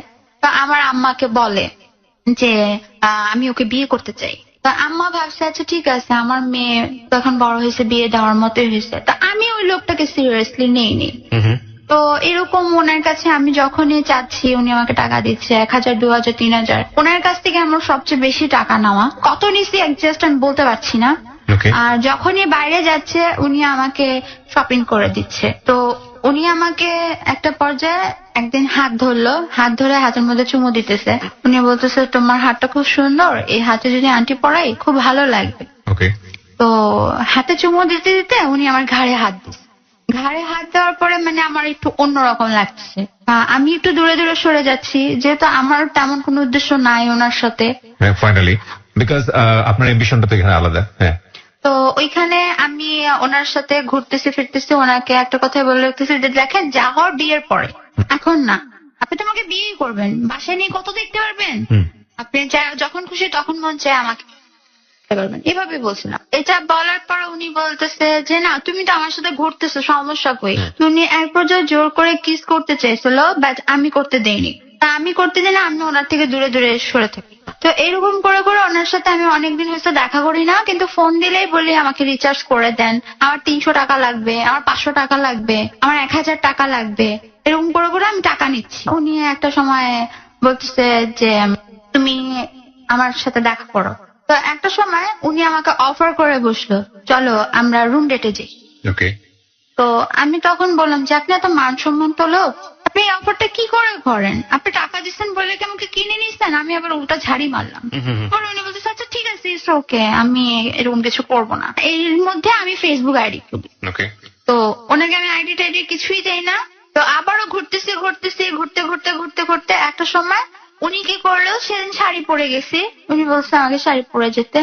উনি আমার আচমকা, এই কথাগুলোতে আমি আমার মাকে বলতে পারতেছি না, হয়তো বা আমার মা আজকে প্রথম শুনবে যে উনি এরকমটা করছে। তো ওনার সাথে একটা পর্যায়ে আমার বিহেভিয়ারটা খারাপ হয়ে যায়, যে আমি নিজে থেকে সরে আসতে চাই।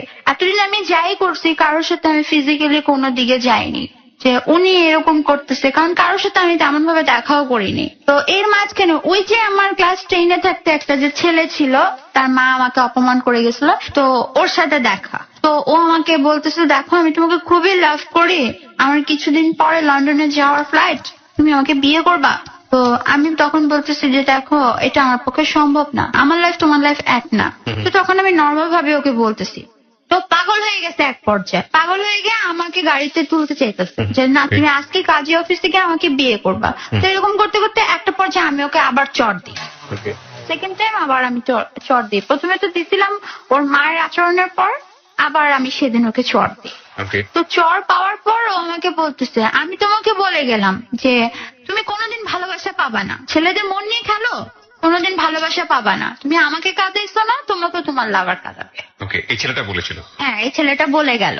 তো আমি ওটা নর্মালি ভাবে নিচ্ছি। তো কাঁদতে কাঁদতে চলে গেছে আর বলে গেল, যদি জীবনে কোনোদিন মনে হয় যে আমি তোমার যোগ্য, তাহলে তুমি আমার সাথে যোগাযোগ করো। সেটা তো সেকেন্ড টাইম ছিল নাকি আগে ছিল এই কথাগুলো? না, এটা আমার এই টাইমে ছিল? সাথে, হ্যাঁ এই টাইমে কথা হলো যখন ও লন্ডন চলে যাবে ওই সময়টা। তো ওই ছেলেটা চলে গেল, এরপরে কি হয়েছে আমি তা জানি না। আর ওই যে বললাম প্রকাশক, উনি ওই যে এরপরে সেদিন তো মানে আমি ওনার সাথে রুট ব্যবহার করে চলে আসছি। আম্মু বলতেছে কি রে ওনার খবর কি, ওনার কথাটা আবার আম্মু জানতো। তো আম্মুকে আমি এত কিছু বলি নাই যে উনি এরকম এরকম করছে। একটা পর্যায়ে আবারও সে আমাকে কল দেয়, মাঝখানে যখন বন্ধ হয়ে যায় আবারও কল দিয়ে সরি চেয়েছে যে সরি আমি তোমার সাথে জীবনে এরকমটা আর করবো না, তুমি আমাকে বিয়ে করতে রাজি হও। ততদিনে আমি না করে ফেলছি। তো আম্মু আবার না করে ফেলছে, কারণ আম্মুর সাথে কথা দিয়ে সে কথা ভঙ্গ করছে যে আমি আপনার মেয়েকে বিয়ে করব, কিন্তু কথা দিয়ে কথা রাখতে পারে নাই। তো আবারও সে আমাকে ফোন দেওয়ার পরে আমি আবারও একটা কাজই করলাম, তার কাছ থেকে টাকা নিচ্ছি। এই প্রকাশকের সাথে কাজ থেকে? হ্যাঁ, আবারও তার কাছ থেকে টাকা নিচ্ছি, বাট এবার আর দেখা করছি না। উনি আমার সাথে দেখা করতে চাচ্ছে। তো এরই মাঝখানে ফেসবুক আমি খুলি। তো ফেসবুকে আমার একটা ছেলের সাথে বন্ধুত্ব হয়। ও মেডিকেল স্টুডেন্ট। ফার্স্টে মনে করে আমি ফান হিসেবে নেব, ফার্স্টে মনে করে ওকে আমি ঠকাবো, কিন্তু ওকে ঠকাবো তো দূরের কথা, ওর বিহেভিয়ার আমি আর ঠকাতে পারিনি। যে ওকে ফার্স্টে ও আমাকে হ্যাঁ প্রপোজ করছে। করার পরে ও আমাকে বলতেছে যে দেখো মানুষের লাইফে অতীত থাকে, তোমারও লাইফে অতীত আছে, আমি সেটা মেনেই তোমাকে বিয়ে করব। তো ওকে আমি হাসতে হাসতে বলতাম যে আমি কিন্তু তোমাকে পছন্দ করি না, তোমার সার্টিফিকেট পছন্দ করি। বাট ওই ছেলেটা দেখতে খুব স্মার্ট, আর বিয়ে করলে তোমার সার্টিফিকেট কি করব, তোমাকে করব না। তো বলতেছে আচ্ছা ঠিক আছে তুমি সার্টিফিকেট কি করো, বিয়ের সময় আমি সার্টিফিকেট কি তোমার পাশে শোয়ায় রাখবো, আর যদি আমাদের বাসর হয় তোমার সার্টিফিকেটের সাথেই হবে, আমার সাথে হবে না। তারপর যে কথা বলতে বলতে বলতে বলতে মাথা থেকে চলেই গেছে, কখন যে আমি এই ছেলের লাভ করে ফেলছি আমি তা নিজেও জানি না।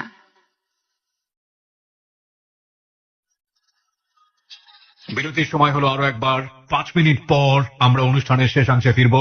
Stay tune on ABC radio FM 89.2। Royal tiger drink presents যাহা বলিব সত্য বলিব, রিচার্জ ইয়োরসেলফ। 40 কোটি ভোক্তার প্রিয় পানীয়, 18 কোটি মানুষের গর্ব, রয়্যাল টাইগার ড্রিঙ্ক জয় করেছে বিশ্ববাজার। মনে রেখো রয়্যাল টাইগার জিতবে, সুন্দর আগামীটা তারা গড়বে। Royal Tiger energy drink, recharge yourself.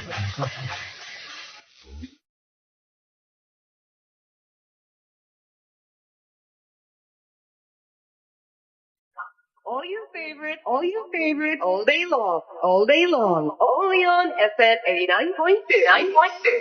When change is beyond constant, change your frequency, take us and lead you to ABC, take us and lead you to ABC, ABC, 89.2 FM.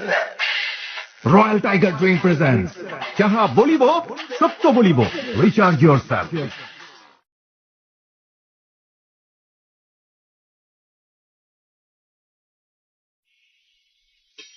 Welcome back once again. আপনারা শুনছেন royal tiger drink presents যাহা বলিব সত্য বলিব, আর জি কিবরিয়া আপনার সঙ্গে, এবং আপনারা শুনছেন এবিসি রেডিও FM 89.2। শিশির রয়েছে আজকে আমাদের সাথে, এবং কথা না বাড়িয়ে আরো একবার তাকেই আমরা নক করছি। ওকে, যে ছেলেটার সঙ্গে আপনি বর্তমানে সম্পর্ক করছেন, সেই ছেলেটা আপনি বলছিলেন যে মেডিকেলে পড়াশোনা করছে, ও কি জানে আপনার আদ্যপান্ত সবকিছু, নাকি আজকের এই অনুষ্ঠানে সে জানবে ফার্স্ট? ও জানে। ও জানে। ওর কোনো অতীত আপনি জানেন? ওর এরকম কোনো পাস্ট নাই। আচ্ছা ঠিক আছে, তো আপনার কখনো মনে হয় না যে এই ধরনের সম্পর্কে আপনি যাচ্ছেন, আপনার বয়ফ্রেন্ড ভবিষ্যতে আপনাকে বিভিন্ন রকমের প্রশ্নের মুখোমুখি করতে পারে? যখন আমি ওকে ঠকানোর চেষ্টা করছিলাম তখন হয়তো বা এই কথাটা মনে হয় নাই। যখন ট্রুলি লাভ করতে শুরু করি তখন আমি ওকে এই কথাগুলো বলি যে আমার সাথে সম্পর্ক রাখতে হলে, আমাকে নিয়ে সারা জীবন থাকতে হলে আমার অতীত সম্পর্কে জানতে হবে। আর যদি আমার অতীত সম্পর্কে না জেনে যদি তুমি আমাকে ঘরে নিতে চাও, আমি কখনো তোমার ঘরে যাব না। তো ওকে আমি কথাগুলো বলি, তো ও আমাকে একটা কথাই বলছে, তুমি যা করছো নিজের ইচ্ছে তো করো নাই, জেদ বশত করছো। আর জেদ বশত যেহেতু করছো সেটা অতীতে করছো, বর্তমানে করতেছো না, তুমি আমার সাথে করতেছো না। এটাও বলে দিছো যে তুমি আমার সাথে করতে চাইছিলা। তো এক সাইড দিয়ে তুমি হয়তো বা অনেস্ট এই জন্য বলছো। এই জন্য আমি অতীতে কি হয়েছে সেটা দেখবো না, বর্তমান আর ভবিষ্যতে কি হবে আমি সেটাই দেখবো। কত বছর যাবত আপনাদের সম্পর্ক? 1.5 বছর। মাত্র 1.5 বছর। ওকে, এখন আপনার কি অবস্থা? আপনি একটা প্রাইভেট ইউনিভার্সিটিতে পড়ছেন, রাইট? এবং সেকেন্ড সেমিস্টারে আপনি পড়ছেন। আপনার প্রতি সেমিস্টার ফি কিভাবে সংগ্রহ হয়? ফার্স্ট সেমিস্টার ফি আপনি কিভাবে পেয়েছেন? সেকেন্ড সেমিস্টার ফি কি? ফার্স্ট সেমিস্টার আমি কি মার্কেটিং জব করতাম, যে ওই যে ডোর টু ডোরের জব গুলো থাকতো, ক্যাম্পিং জব যেগুলা। তো আমি ডোর টু ডোরের জব করছিলাম, তারপর একটা কার শোরুমে জব করছিলাম।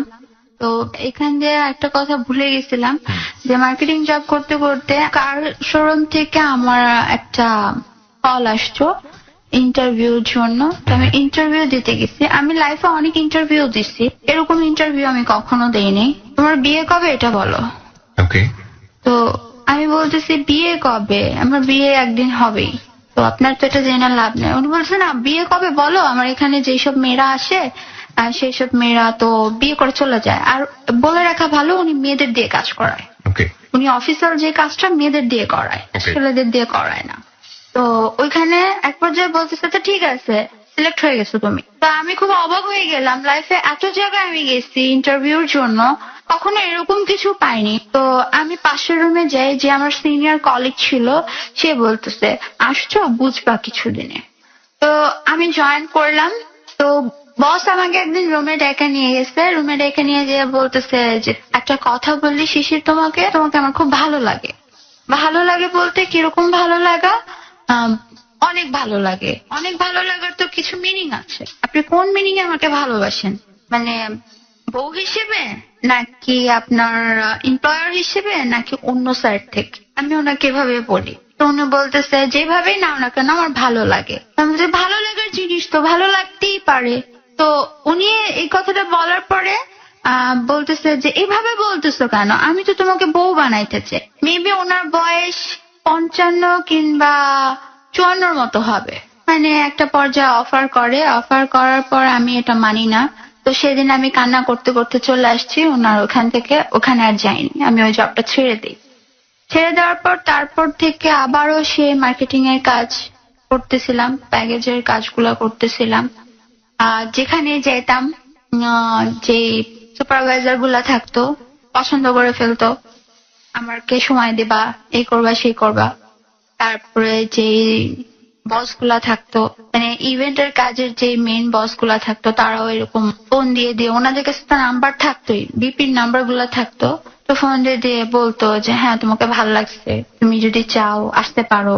এবং আপনি অফার গুলো কি নিতেন? না, আমি অফার গুলা নিতাম না। কেন নিতেন না? কারণ আপনার তো অর্থের প্রয়োজন।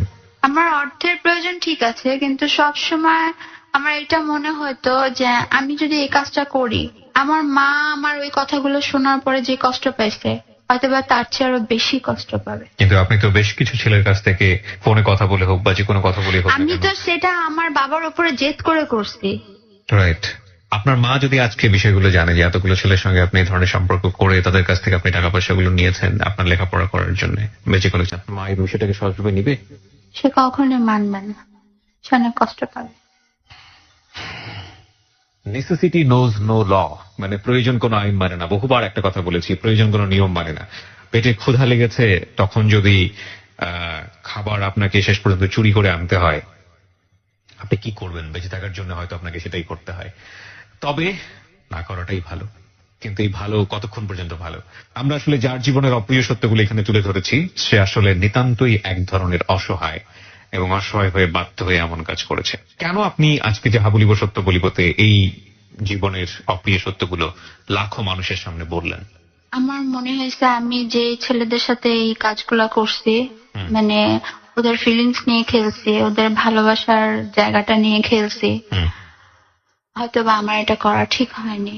কারণ মন ভাঙা মসজিদ ভাঙার মতো, তো আমি ওদের মন ভেঙে অনেক বড় অপরাধ করছি, হয়তোবা সেটার শাস্তি আমি পাইতেছি, এখনো কোনো সলিউশন হয়নি। ওকে, তো সেই কারণে আপনি বলতে চাচ্ছেন যে আজকের পরে আপনার মতো ভুল যেন কেউ না করে, তাই কি? হ্যাঁ, এটাই বলতে চাচ্ছি, আর যাই করুক কারো মন নিয়ে যাতে কেউ না খেলে। ওকে, আর আপনি আজকে এখানে যে পরিস্থিতিতে বাধ্য হয়ে আসলেন, স্পেসিফিকলি আপনি যদি বলেন যে বাবাদের রোল আসলে কি হওয়া উচিত পরিবারে? বাবাদের মানে সত্যি আপনার বাবা যদি আপনাকে হেল্প করতো তাহলে তো আপনার আজকে জায়গাটা। না, আমার বাবা যদি সবসময় আমার উপরে সেই গাইডলাইনটা দিয়ে রাখতো, সেইভাবে যদি সে প্রোটেকশনে রাখতো, প্লাস তার যে বাবার জায়গাটা, সেই জায়গাটা যদি সে ফিল আপ করতো, তার দায়িত্বটা যদি সে ঠিকঠাক ভাবে পালন করতো, হয়তো বা আজকে আমার এই দিন দেখতে হতো। ওকে, আমরা এবার মুখোমুখি হচ্ছি যিনি অনুষ্ঠানের শুরু থেকে আছেন, জাতীয় মানসিক স্বাস্থ্য ইনস্টিটিউটের প্রফেসর ডক্টর তাজুল ইসলাম। তাজুল ইসলাম, কি বলার আছে আপনার আজকের এই ঘটনা শুনে?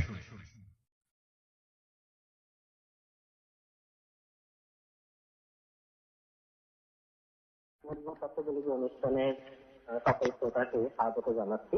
আমাদের আজকের অতিথি মেয়েটা শিশু, তার কাহিনীটি আমরা শুনলাম। অনেকেই হয়তো ব্যথিত হবেন, আমরা ব্যথিত হয়েছি যে নিজের বাবা সন্তানদের প্রতি এরকম যদি আচরণ করে। আমরা আসলে জানি যে সব বাবাই একেবারে নিজের জান দিয়ে হলেও তাদের লেখাপড়া করার চেষ্টা করে বা তাদের উন্নতি জনের চেষ্টা করে, কিন্তু শিশুদের ক্ষেত্রে সেটা হয়নি।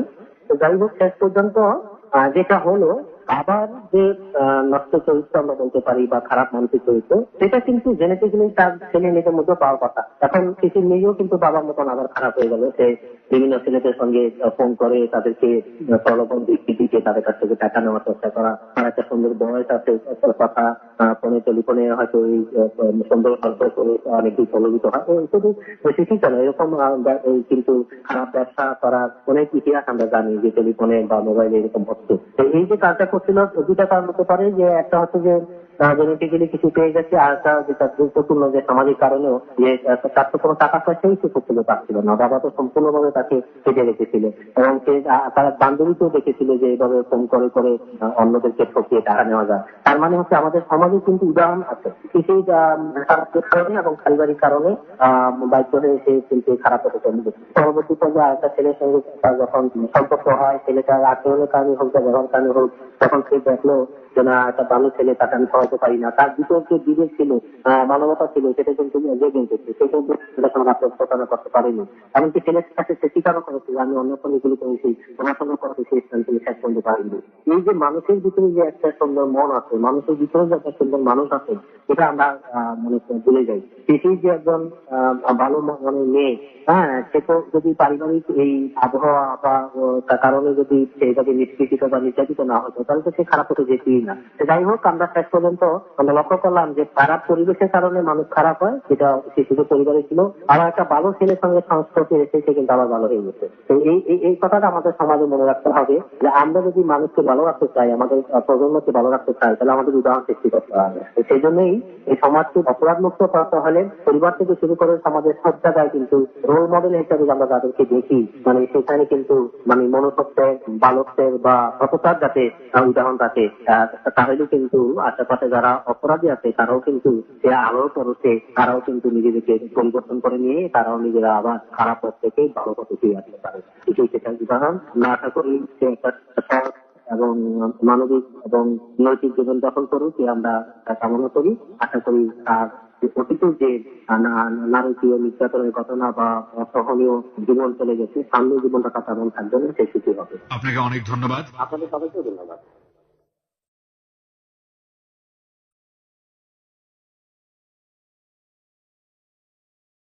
বেশ কয়েকটি টেক্সট পেয়েছি আমরা ফেসবুকে।